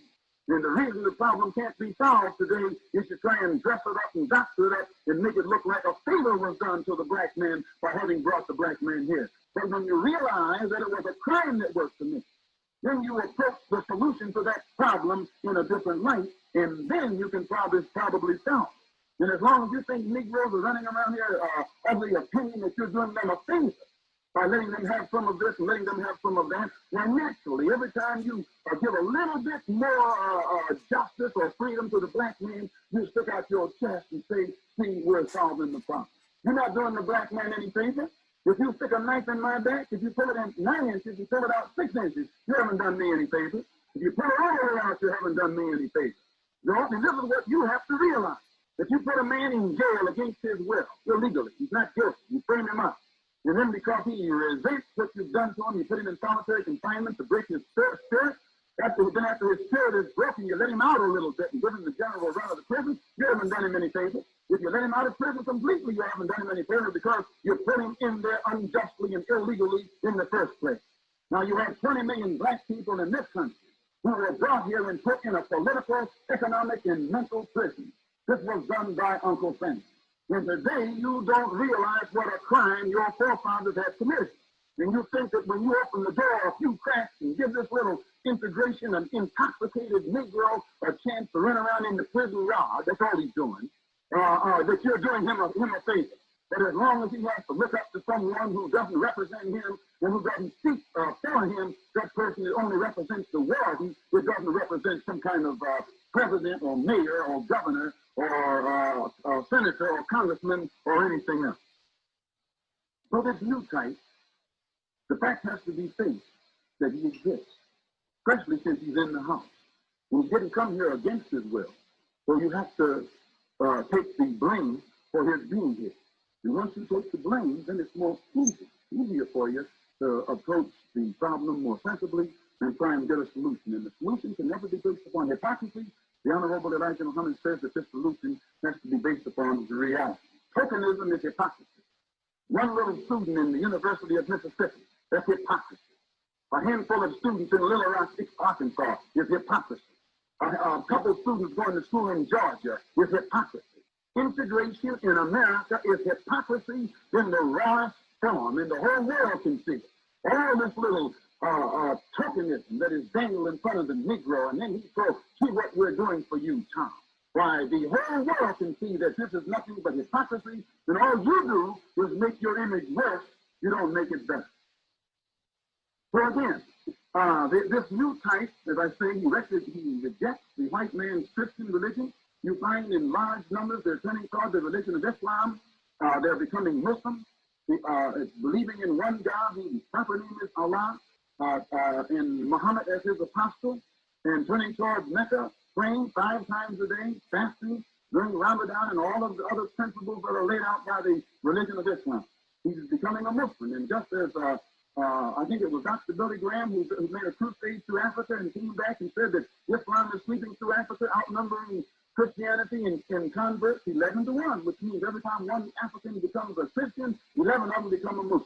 And then that one who became a Christian, he forgets it and goes on to be a Muslim too. And Bishop Pike pointed out the same thing in Look magazine in December 1960, and Time magazine. Heaven forbid that I should mention that magazine, but Time magazine, many different ways to understand politics. Number one, we're not a political group. We're not politically inclined, motivated, nor are our political aims in any way connected with the Honorable Elijah Muhammad. But when you study the science of politics, or study it as it's practiced in the UN at the international level, you'll find usually on questions you have those who say yes, those who say no, and those who don't say anything. Those who don't say anything usually are the neutralists. And by abstaining, they have just as much political power, if not more so, than those who take an active part in all situations. Where the Negro in America is concerned, he's been without the ballot so long. Today, when he gets the ballot, he's ballot happy. He's like a man to whom you give a gun, he just starts shooting to let everybody know he's got a gun. He doesn't aim at anything. Well, we believe in shooting too, but we first believe that we should have a target, and then when that target gets within our reach, then we'll put the bullet where it belongs, or the ballot where it belongs, or whatever you call it, where it belongs. But we don't see at this point where the black man gains anything in politics. Let me just give you an example. And in the last presidential election, whites were evenly divided between Kennedy and Nixon. It was the Negro who went for Kennedy, 80% that put Kennedy in the White House. And they went for him based upon the promises, false promises, by the way, that he made. Well, facts are facts. He said I think everybody has a right to his opinion. And I'm quite certain those who are familiar with Kennedy's promises to the Negro know what he said he could do with the stroke of his pen. And he was in office for 2 years before he found where his fountain pen was, where the Negro was concerned.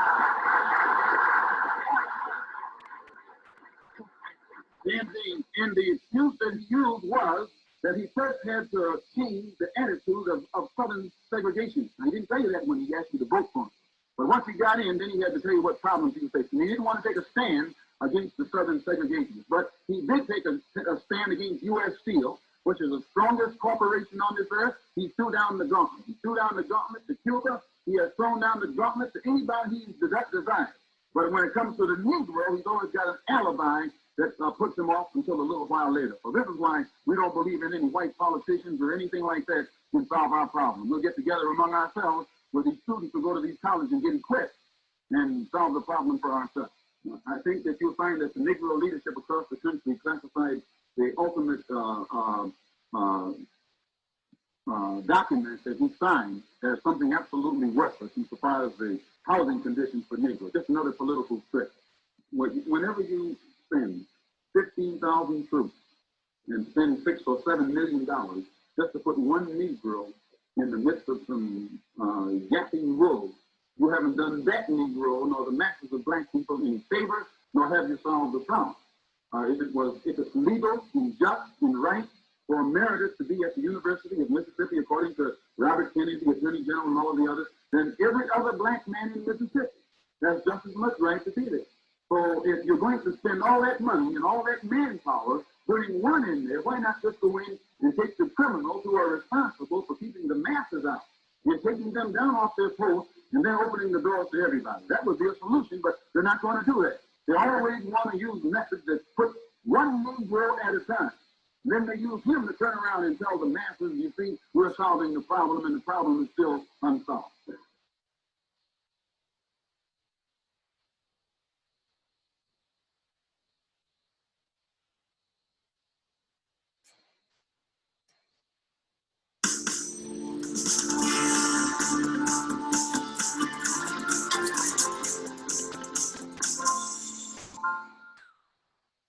Let us remember that we're not brutalized because we're Baptists.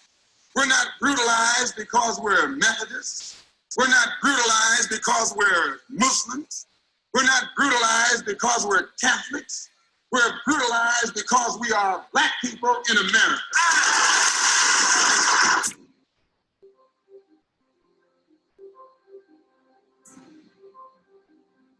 Go where the Uncle Toms are, and you'll find the house Negro.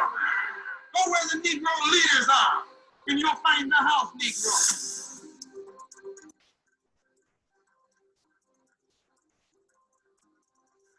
The anti-Muslim propaganda, the followers of the Honorable Elijah Muhammad constitute the fastest growing religious group in the entire Western Hemisphere.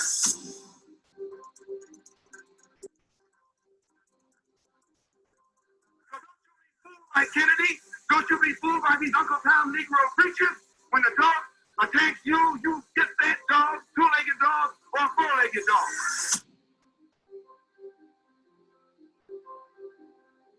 Do you consider yourself militant? I consider myself Malcolm.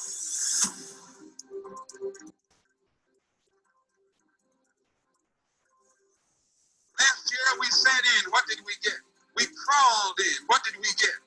We even marched in, and what did we get? So 1964 threatens to be a very explosive year. A firebomb was tossed into the home of Malcolm X here in New York City early this morning. I wanted you to know that my house was bombed. Are you inferring then that because of this conspiracy, the attempt was made upon your life? The attempt was made upon my life because I speak my mind and I know too much, and they know that I will speak it whether they like it or not.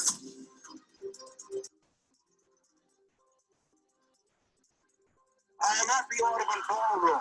Pandemonium is the only word that I can use to describe the scene here. I want to kill somebody. Before the night's over, if Malcolm dies, somebody gonna die.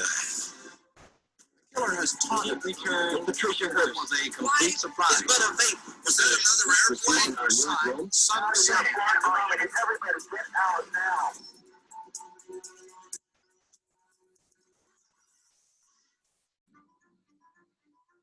The most active person in the spreading of the Black Muslim movement is Elijah Muhammad's second in command, who calls himself Malcolm X. And Malcolm X is our guest today on City Desk.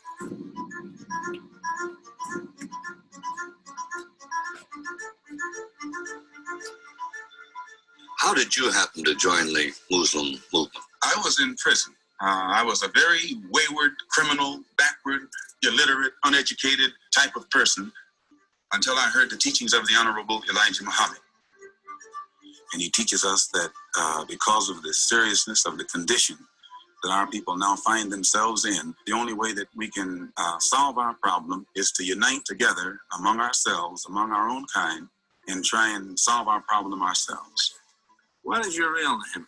Malcolm X. Is that your legal name? As far as I'm concerned, it's my legal name. Have you been to court to establish the I didn't have to go to court to be called Murphy or Jones or Smith.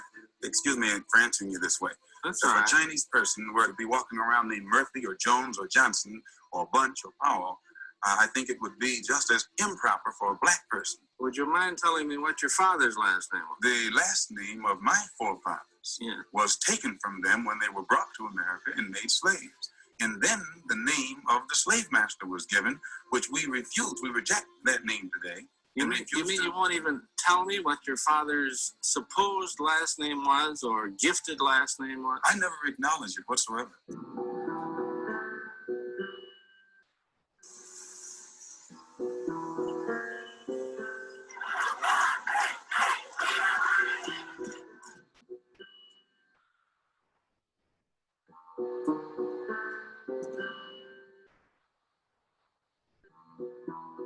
Nine Negro students were turned away from a white high school in Little Rock, Arkansas by National Guard.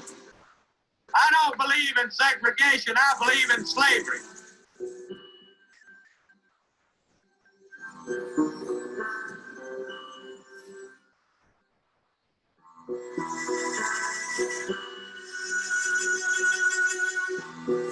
A group of Negro dissenters is taking to street corner step ladders, church pulpits, sports arenas, and ballroom platforms across the United States to preach a gospel of hate that would set off a federal investigation if it were preached by Southern whites.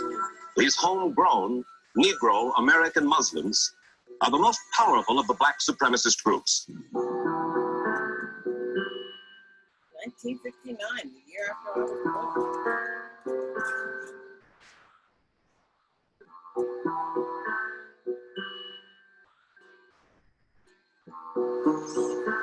They have their own parochial schools, like this one in Chicago, where Muslim children are taught to hate the white man. They have their own stores, supermarkets, restaurants.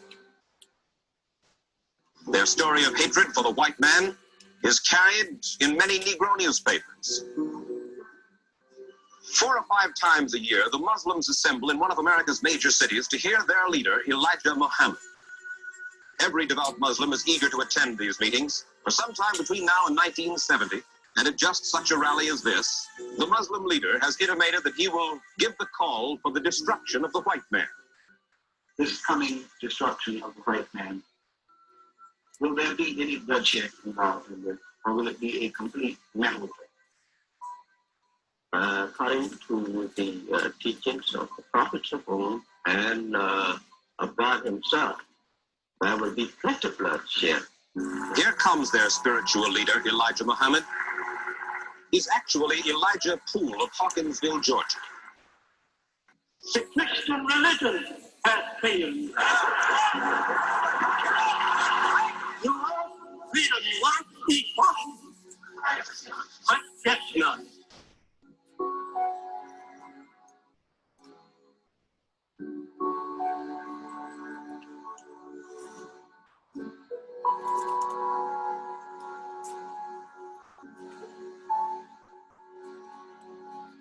What about you, brother? How do you feel about Ghana Elijah? Elijah Muhammad is trying to teach all our original people they are in bad shape. Yeah, go ahead, brother. Elijah Muhammad trying to wake them up. You think he'll do it? Yes, sir. He's the only man with a program, right? Yes, sir. I've listened to the Elijah Muhammad movement and the Black Nationalist movement, and I have heard the NAACP. And I don't feel that the NAACP views are the way out. I think that together, with our own people, more can be accomplished, rather than with the white man involved in it also, because as it is, we've already been accepting too many crumbs from this man, and we've never really gotten a real loaf of bread from him.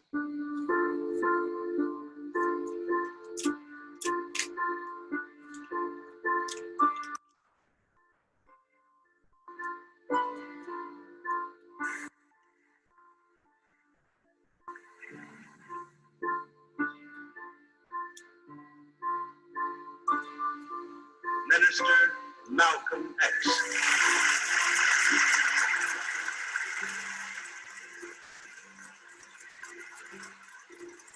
In the church, we used to sing the song, "Good News, the Chariot is Coming." While you sit here today, knowing that you have come to hear good news, you must realize in advance what good news for you might be bad news for somebody else. What's good news for the sheep might be bad news for the wolf. Minister Malcolm X, the Muslims' New York leader and ambassador at large for the movement. He is a remarkable man, a man who, by his own admission, was once a procurer and dope peddler. He served time for robbery in the Michigan and Massachusetts state penitentiaries. But now he's a changed man. He will not smoke or drink. He will not even eat in a restaurant that houses a tavern. He told Newsbeat that his life changed for him when the Muslim faith taught him no longer to be ashamed of being a black man.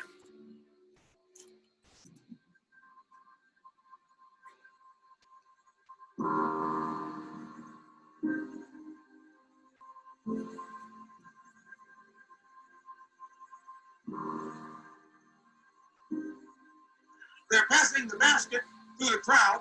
I think everybody standing here should put $1 in that basket. Don't you think you should? Sure, these are freedom dollars, brother. We're not asking you to give us some money to make us rich. We put up businesses. The Honorable Elijah Muhammad has set up more businesses than any black man in America. He's not trying to build churches. He's trying to build businesses. Because businesses make jobs for you, and churches don't make jobs for anybody but preachers. Mr. Malcolm, what do you think of Martin Luther King?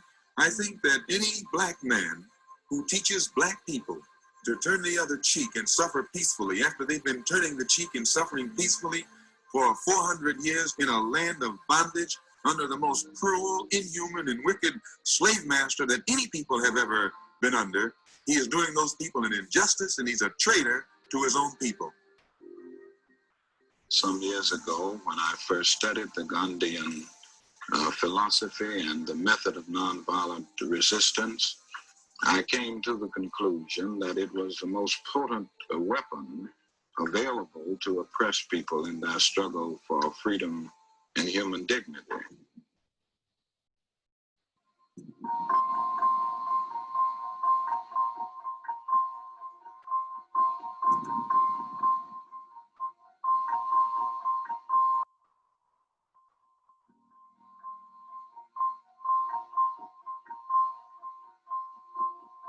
If it were possible for them to get a fair trial, there would be no necessity for a trial at all. These are the victims of police bullets. And you don't take the victim in court as a criminal. You take the one who shot the victim in court. And it is the police who should be on trial here in Los Angeles.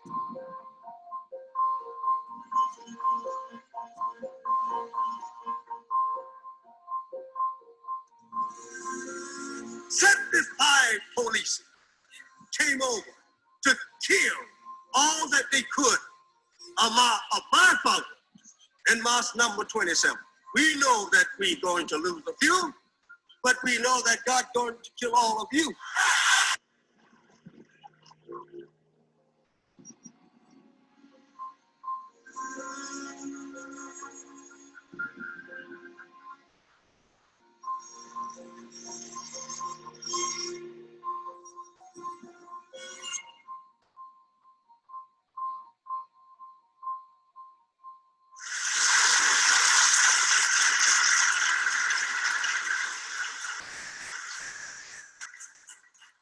In order for you and me to devise some kind of method or strategy to offset some of the events or a repetition of the events that have taken place here in Los Angeles recently, we have to go to the root. We have to go to the cause. Dealing with the condition itself is not enough. And it is because of our effort toward getting straight to the root that people oftentimes think we're dealing in hate. We are oppressed. We are exploited. We are downtrodden. We are denied not only civil rights, but even human rights. So the only way we're going to get some of this oppression and exploitation away from us or aside from us is come together against the common enemy. Who taught you to hate the texture of your hair? Who taught you to hate the color of your skin to such extent that you bleach to get like the white man? Who taught you to hate the shape of your nose and the shape of your lips? Who taught you to hate yourself from the top of your head to the soles of your feet?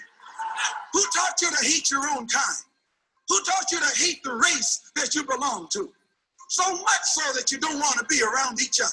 No, before you come asking Mr. Muhammad, does he teach hate? You should ask yourself, who taught you to hate being what God gave you? And I, for one, as a Muslim, believe that the white man is intelligent enough. If he were made to realize how black people really feel and how fed up we are without that old compromise and sweet talk. Stop sweet talking it. Tell him how you feel. Tell him what kind of hell you've been catching, and let him know that if he's not ready to clean his house up, if he's not ready to clean his house up, he shouldn't have a house. It should catch on fire and burn down.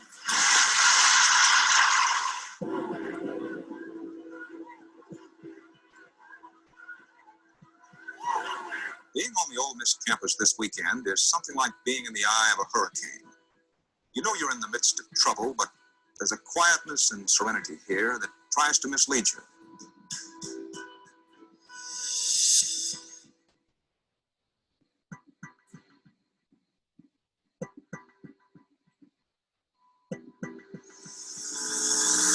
Americans are free and sure to disagree with the law, but not to disobey it. For in a government of laws and not of men, no man, however prominent or powerful, is entitled to defy a court of law.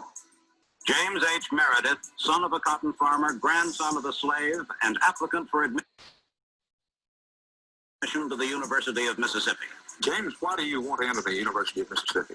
Well, I think that every citizen should have an opportunity to receive an education in his own state. Amen. That should be the law. Many across the country praise the integration of Ole Miss. What is your organization's position of what happened in Mississippi, such as the James Meredith incident and the enrollment of him in the university? Well, the Honorable Elijah Muhammad wants justice for every one of the 20 million so-called Negroes. And to just take one Negro and stick him in college, in my opinion, sir, it's only hypocrisy to pretend that they are for justice by pushing one Negro in and blowing it up all over the world to make it look like they're solving the problem when millions of black people in that state are still going to segregated schools and getting an inferior education.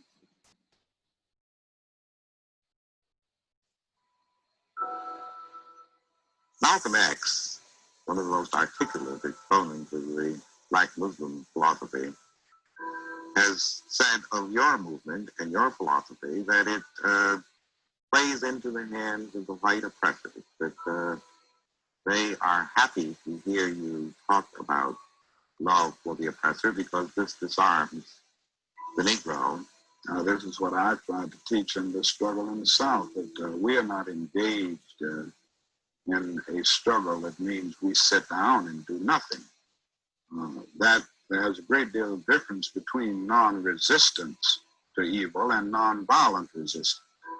The Reverend Martin Luther King preaches a doctrine of non-violent insistence upon the rights of the American Negro.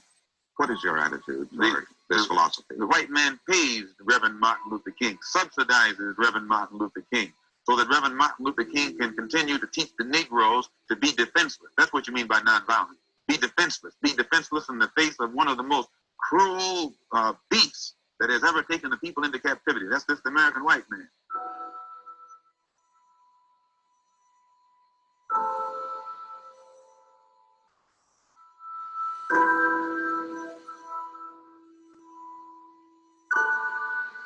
Martin Luther King flew back into Birmingham last night after having informed a Memphis audience there would be major demonstrations in the Steel City.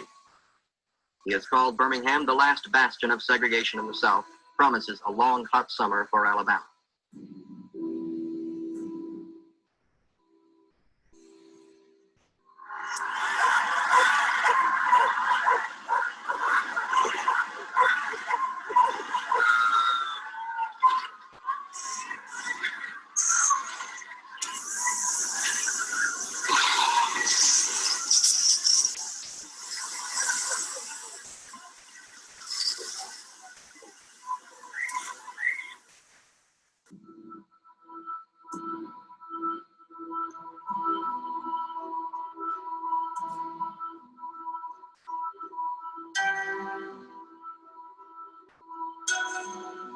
In Los Angeles, California last year, the police shot Ronald Stokes through the heart.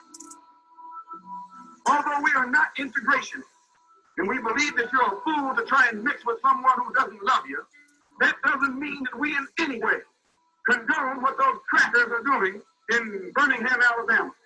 Our people should know that whenever you try and force yourself upon someone that vicious, he's going to go to extremes to show you that he's actually the dog that he is. Because it's the two-legged dog that controls the four-legged dog. And it is no accident that as long as the dogs were biting Negro women, Negro babies, and Negro children, Kennedy said nothing. It was only after the Negroes began to strike back. It was then that Kennedy called in the army. So don't you be fooled by Kennedy. Don't you be fooled by these Uncle Tom Negro preachers. When a dog attacks you, you get that dog, two-legged dog, or a four-legged dog.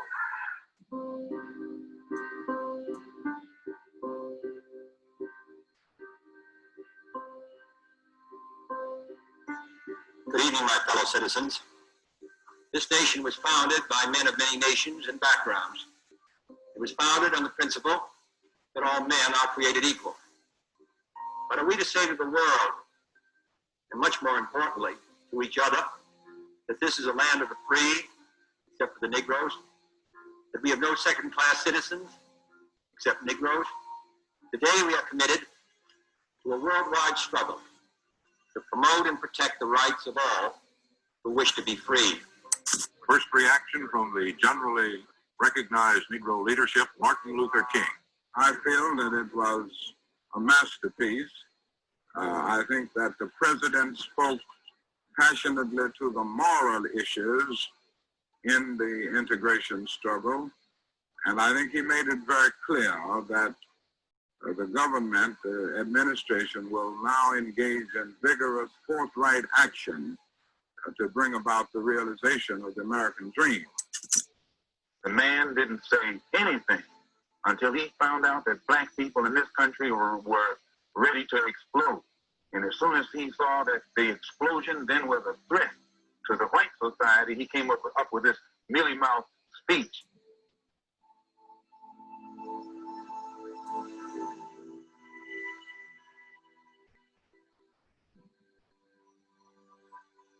You will never get real freedom and recognition between black and white people in this country without rewriting the entire Constitution. It'll be a complete destruction of everything that America supposedly stands for.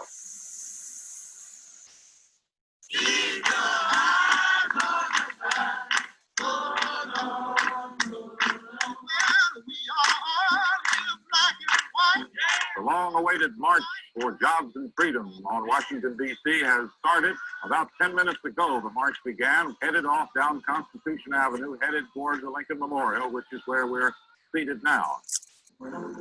Here at the Lincoln Memorial, the sight is almost something no Washingtonian has beheld before. As you look down the reflecting pool, you can see on the south side of the pool a solid phalanx of marchers.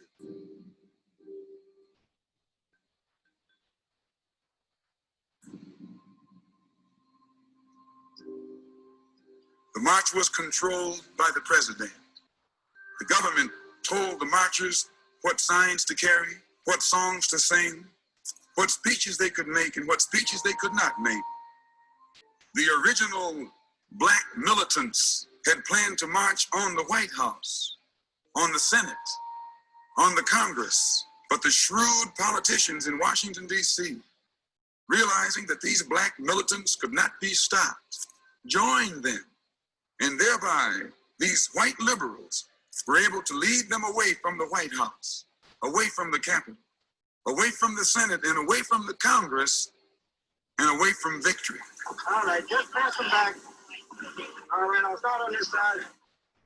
The government told the marchers on Washington what time to arrive in Washington, where to arrive, and when to arrive. Then the government channeled them from the arrival point to the feet of a dead president named Washington and let them march from there to the feet of another dead president named Lincoln. Who ever heard of a nonviolent revolution?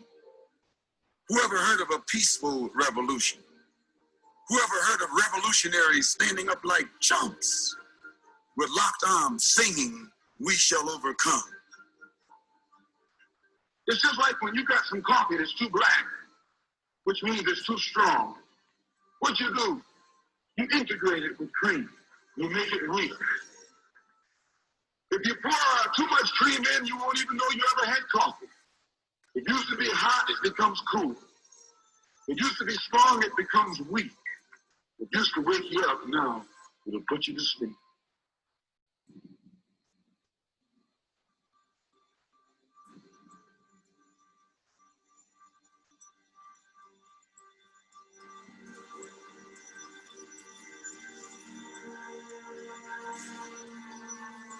It is the devil who leads you toward evil. Who makes the whiskey that you get drunk with? Who makes the cars that you gamble with? Who brings the dope into this country that you become addicted to? Who has created the slum and the ghetto that you're living in? Nothing but a devil.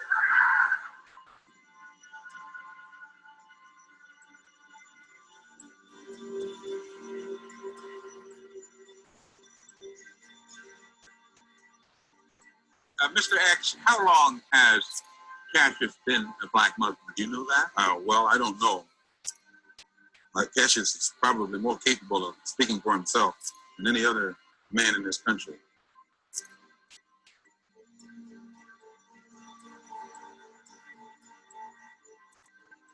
I am the greatest.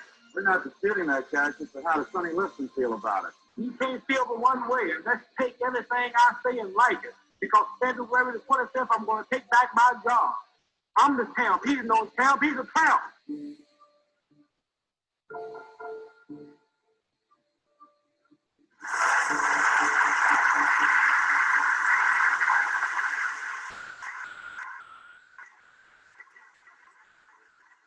I'm real thankful of my brother, Malcolm. Yes, sir. Yeah.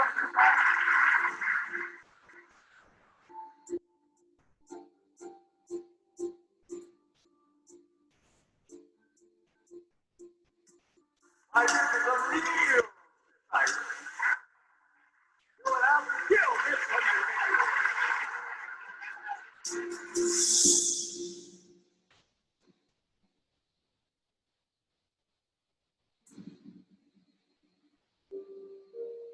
A Negro church near the downtown area was bombed at 10:30 this morning while Sunday school classes were in session. 4 young girls were killed.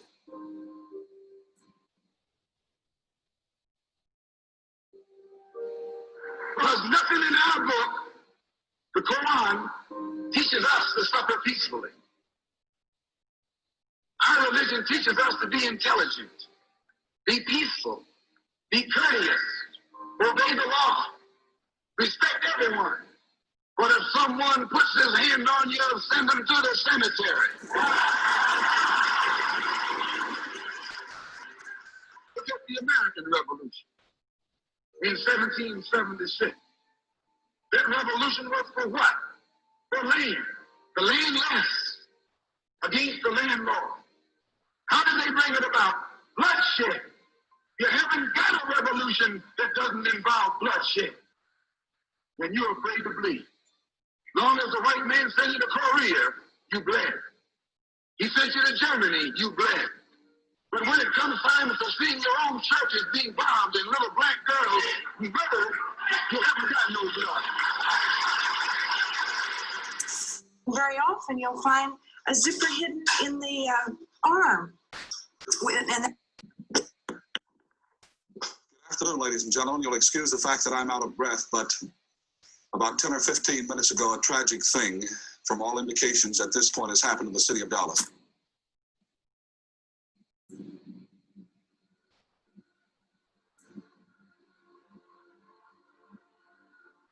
We all was shocked at the hearing of the statement of our president.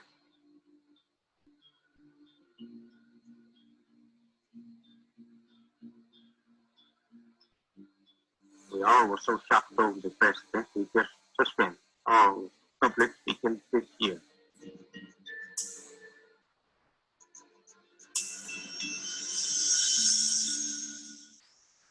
Malcolm X, second in command of the Black Muslim movement, expressed joy at the assassination of President Kennedy at a Manhattan rally last Sunday.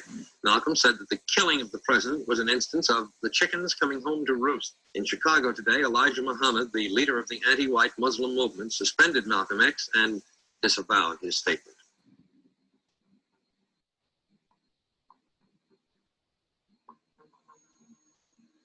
Malcolm X, you were involved in a controversy some months ago with your leader. Well, I've been silent for the past 90 days because of some statements I made concerning the President of the United States, which were distorted. They were distorted. And yes. What did you say, Malcolm? Well, I said the same thing that everybody says, that his assassination was the result of the climate of hate. But only I said the chickens came home to roost, and which means the same thing. You feel that we're making progress in this? No. If you stick a knife in my back 9 inches and pull it out 6 inches, there's no progress. You pull it all the way out, that's not progress. The progress is healing the wound that the blow made, and they haven't even begun to pull a knife out, much less try and heal the wound. They won't even admit the knife is there.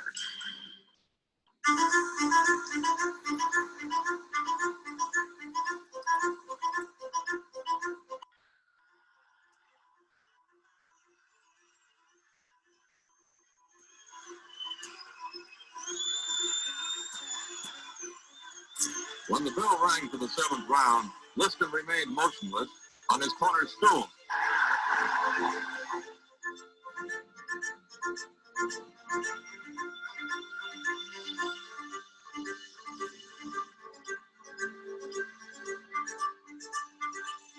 What do you think of Cash's victory in Miami? I think it was a great victory. He proved he was the best man. Where were you during the fight? I was in the auditorium watching the fight. Right at ringside? Right at ringside. I was in seat 7.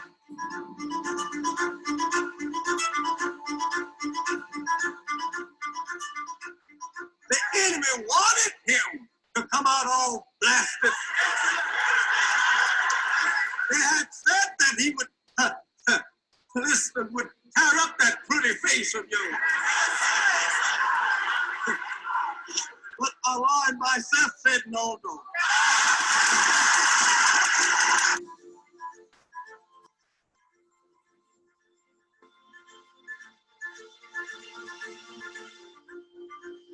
Cassius has been following the religion of Islam, Muslim religion, for the past 4 or 5 years. And he's always been the most likable, friendly person in the world. And I think you'll find that all Muslims who follow the Honorable Elijah Muhammad have the ability to make friends with everyone. You feel your affiliation with the Muslim religion, being a follower of the Muslim religion, had something to do with your winning the championship? Well, I would say so. My religion is what's the only thing that I can give me credit for pulling me through, because 99 out of 100 seem to see no possibility of me winning.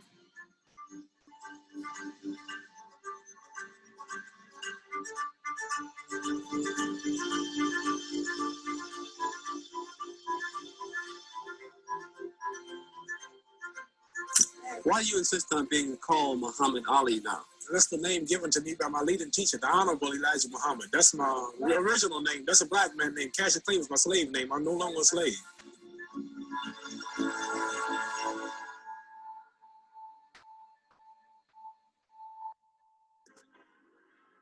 ABC Radio Network presents Voices in the Headlines. The Black Muslim movement and one of its chief lieutenants, the fiery Malcolm X, went their separate ways this week.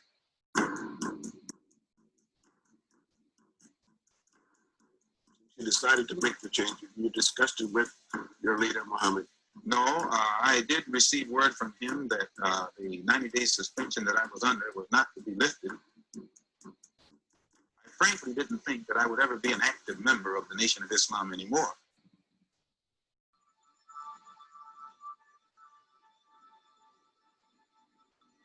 You seem to have had a change of heart in your attitude toward Negro leaders in the civil rights movement. What position are you taking now? Well, I think that the problem itself is so big that all of the so-called Negro leaders should try some way to forget our differences.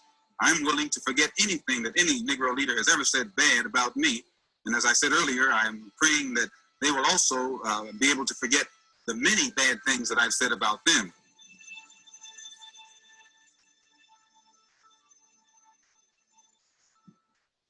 We are African, and we happen to be in America. We're not American. We are people who formerly were Africans who were kidnapped and brought to America. Our forefathers weren't the Pilgrims. We didn't land on Plymouth Rock. The rock was landed on us. We were brought here against our will. We were not brought here to be made citizens. Now that we've become awakened to some degree and we begin to ask for those things which they say are supposedly for Americans, they look upon us with hostility and unfriendliness. So our unwanted presence, the fact that we are unwanted, is becoming magnified.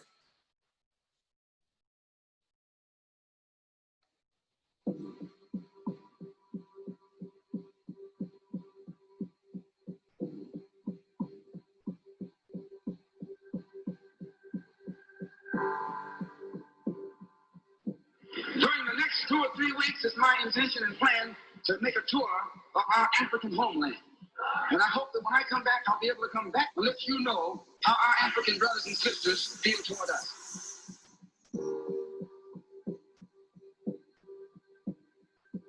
Travel broadens one's scope. Anytime you do any traveling, your scope will be broadened. It doesn't mean you change, you broaden.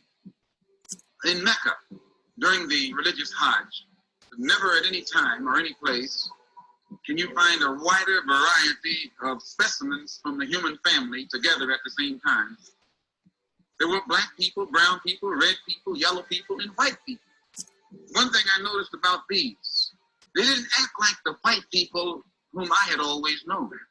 I was studying the situation and I was asking myself, well, what is the difference between these people and those whom I just left in America? Something is different, and it was their attitude. White to them didn't mean the same thing that it means in America. So I was searching to find an answer as to why, and I thought I did. The fact that they had accepted the oneness of God, as does everyone who's on that pilgrimage, had the chain reaction effect of forcing them also to accept the oneness of the human family. A few days ago, Malcolm X completed a pilgrimage to the Middle East and Africa and said during the Chicago debate that he has had a change of heart about all whites being evil.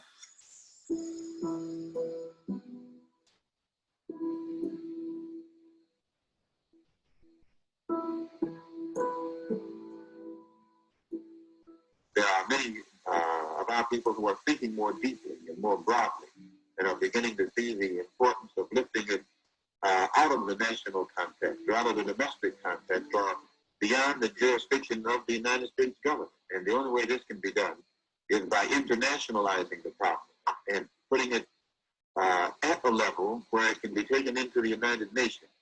And then all of the other independent nations on this earth can involve themselves in our struggle and support us. And the only way by which this can be done, instead of it being called civil rights in the future, we're going to have to label it a human rights struggle, or the struggle for human rights.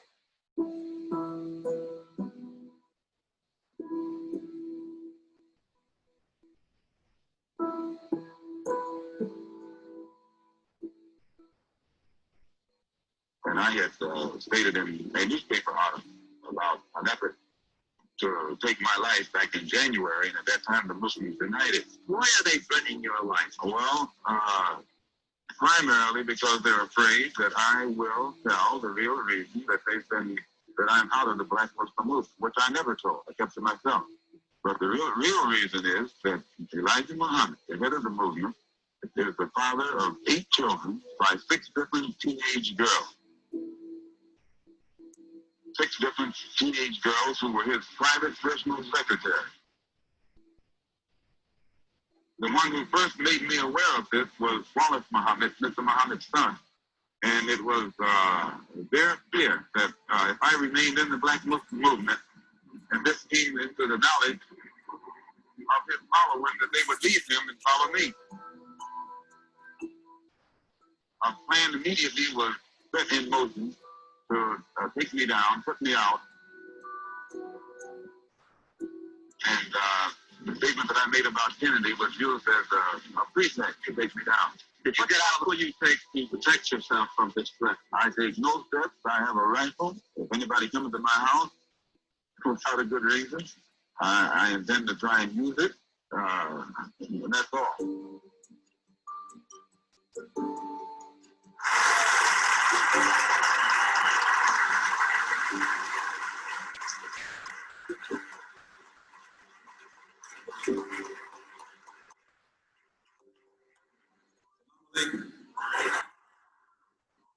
There have been many of our people across the country from all walks of life who have taken it upon themselves to try and pool their ideas and to come up with some kind of solution to the problem that confronts all of our people.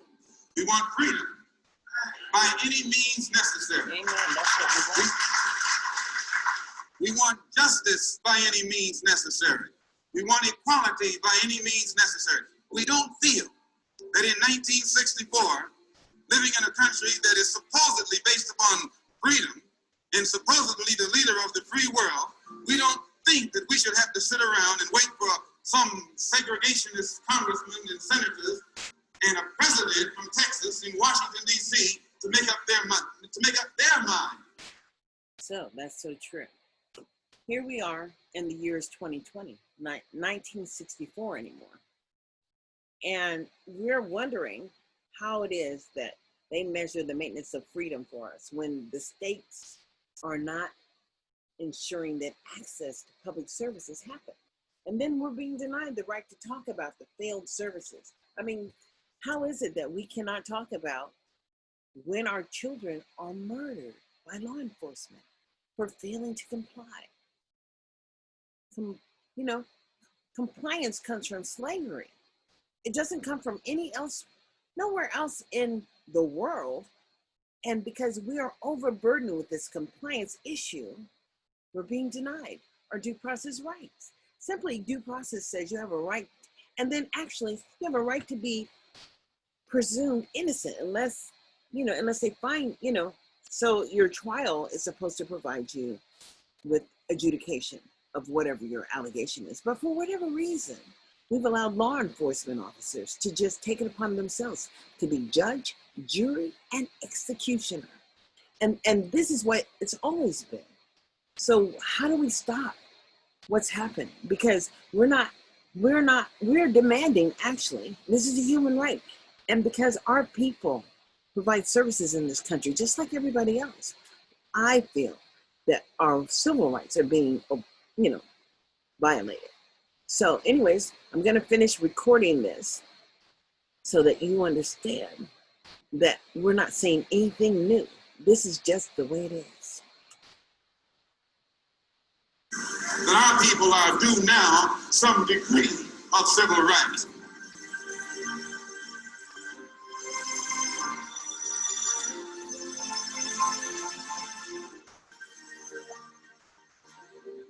And we're still marching. I think that the people in this part of the world would do well to listen to Dr. Martin Luther King and give him what he's asking for and give it to him fast before some other factions come along and try to do it another way. A firebomb was tossed into the home of Malcolm X here in New York City early this morning. The house was heavily damaged, but Malcolm X, his wife, and 4 children were not injured. 3 Molotov cocktails tossed into the home of Malcolm X today. He's the black nationalist leader who has broken away from the black Muslims.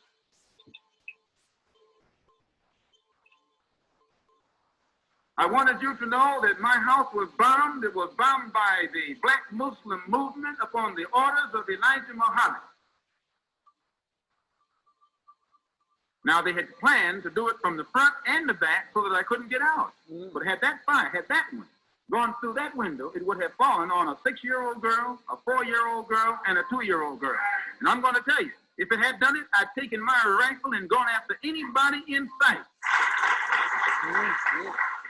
The only thing that I regret in all of this is that 2 black groups have to fight and kill each other off. Elijah Muhammad could stop the whole thing tomorrow just by raising his hand. Really, he could.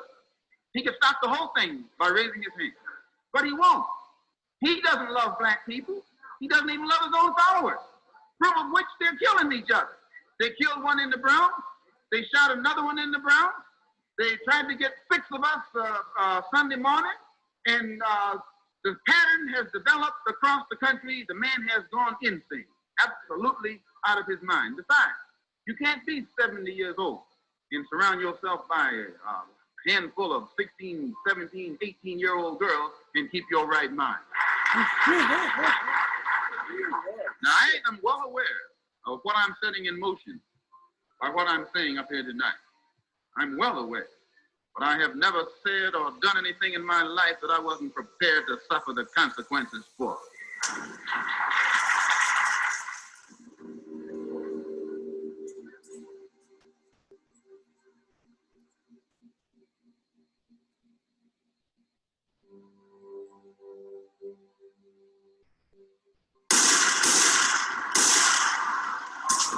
I am at the Audubon Ballroom. Pandemonium is the only word that I can use to describe the scene here.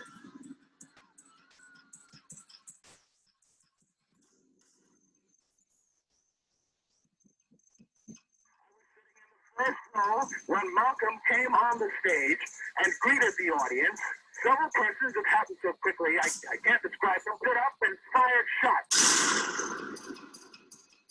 Everybody dove for the floor. I dove myself and crawled over to the side trying to get out from the scene of the shot, and crawled back along the balustrade as shots rang out all over the place as Malcolm's supporters tried to subdue those who had fired upon him. He's now laying on the stage. My agent tells me that he has been shot twice and that he is still alive, but feebly.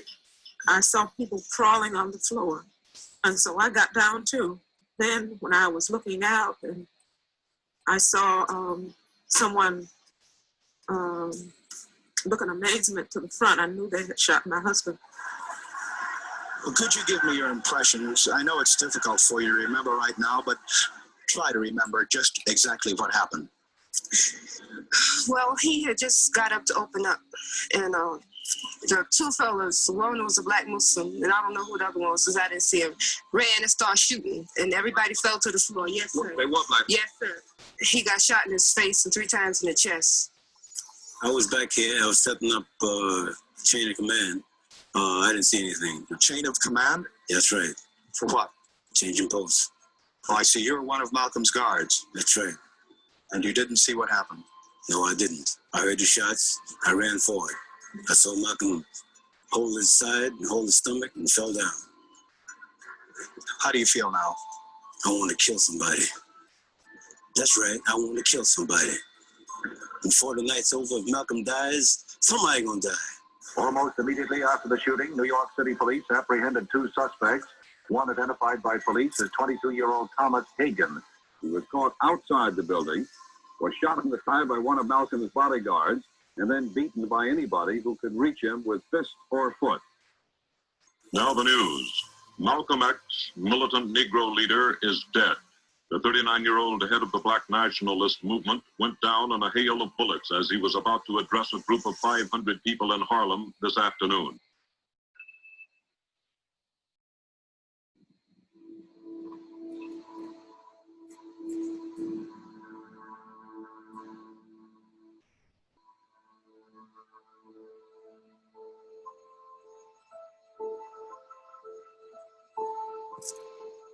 He's a hero. I mean, he stood out among all black people. He showed the white man where it was at. Why was he got respect?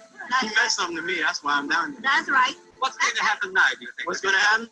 You're going to get hurt. Your people, my people, it's going to be a whole lot of hurt before this whole thing is over. That's what I think. Because of this death, whoever did it, Muslims or whoever did it, it's going to be a whole lot of hurt.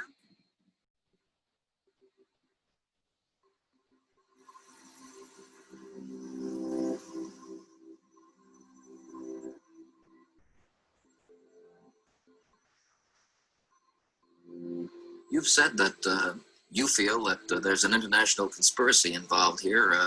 Do you have any specific evidence of that? I know. What I've said is that I think it was a political killing and that there may well have been political international implications. And I believe that the questions which are raised in connection with this murder are sufficiently important that there should be an investigation now. And it should be a federal investigation to provide some answers to these questions. This is American justice. This is American democracy. And those of you who are familiar with it know that in America, democracy is hypocrisy. Now, if I'm wrong, put me in jail. But if you can't prove that a democracy is not hypocrisy, then don't put your hands on me. Democracy is hypocrisy. If democracy means freedom, why aren't our people free? If democracy means justice, why don't we have justice? He's a saint, a God. He's like God. Yes, Malcolm X is a hero. Definitely. I don't think violence solves any social problem. It only creates new and more complicated problems. I think it is also necessary to say that the assassination of Malcolm X was an unfortunate tragedy, and we haven't learned to disagree without being violently disagreeable.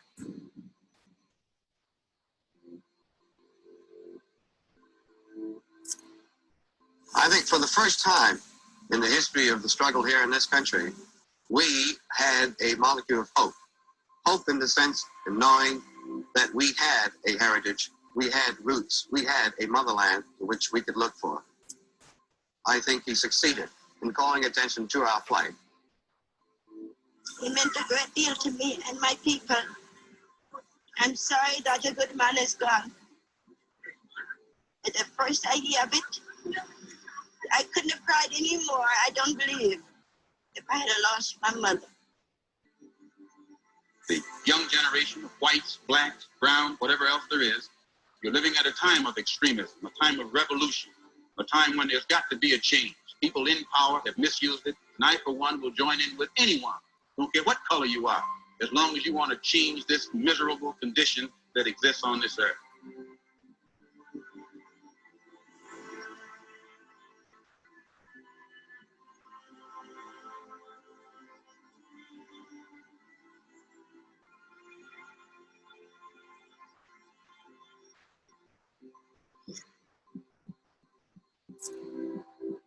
Here, at this final hour, in this quiet place, Harlem has come to bid farewell to one of its brightest hopes, extinguished now and gone from us forever. Malcolm was our manhood, our living black manhood. This was his meaning to his people. And in honoring him, we honor the best in ourselves. What we place in the ground is no more now a man, but a seed, which after the winter of discontent will come forth again to meet us. And we shall know him then for what he was and is. A prince, our own black shining prince, who did not hesitate to die because he loved us so.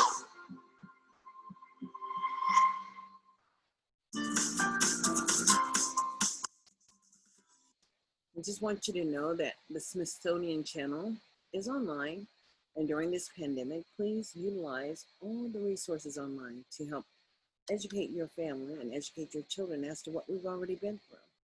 There's just no need to continue to feel oppressed when we are citizens. We have certain rights, and we need to make sure that our rights are not being violated by the states who have a responsibility to ensure that we make progress as a people. So right now, I don't see a whole lot of organizational structure around the foundation of children who look like me, African-American children. And that's what I'm trying to create, is a lane to have a dialogue about actually the services that they are being denied. So until then, until I see you again, please follow me on my Facebook or Instagram. Or YouTube. Subscribe. Please subscribe.